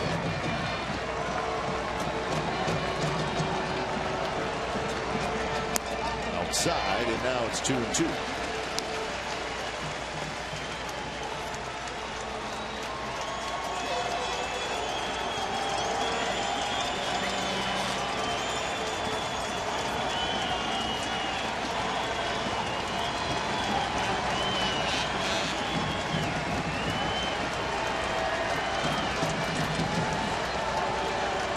There it is, 2-2 pitch to Fuld. Swing and a miss. He struck him out, and that's the ball game. So the Angels had a 5-0 lead. The A's stormed back. They get it to 5-4, but that is the final score. So the Angels take 2 out of 3 from the A's. They win the season series, and the A's now fall back to that second wild card spot. 2.5 games ahead of the Mariners. The Royals will play in just a little bit. and so will the Seattle Mariners. So there's your updated AL wild card standing. So final score this afternoon, final home game of the 2014 regular season. It ends with the Angels beating the A's 5-4. You've been watching A's baseball on Comcast Sportsnet California.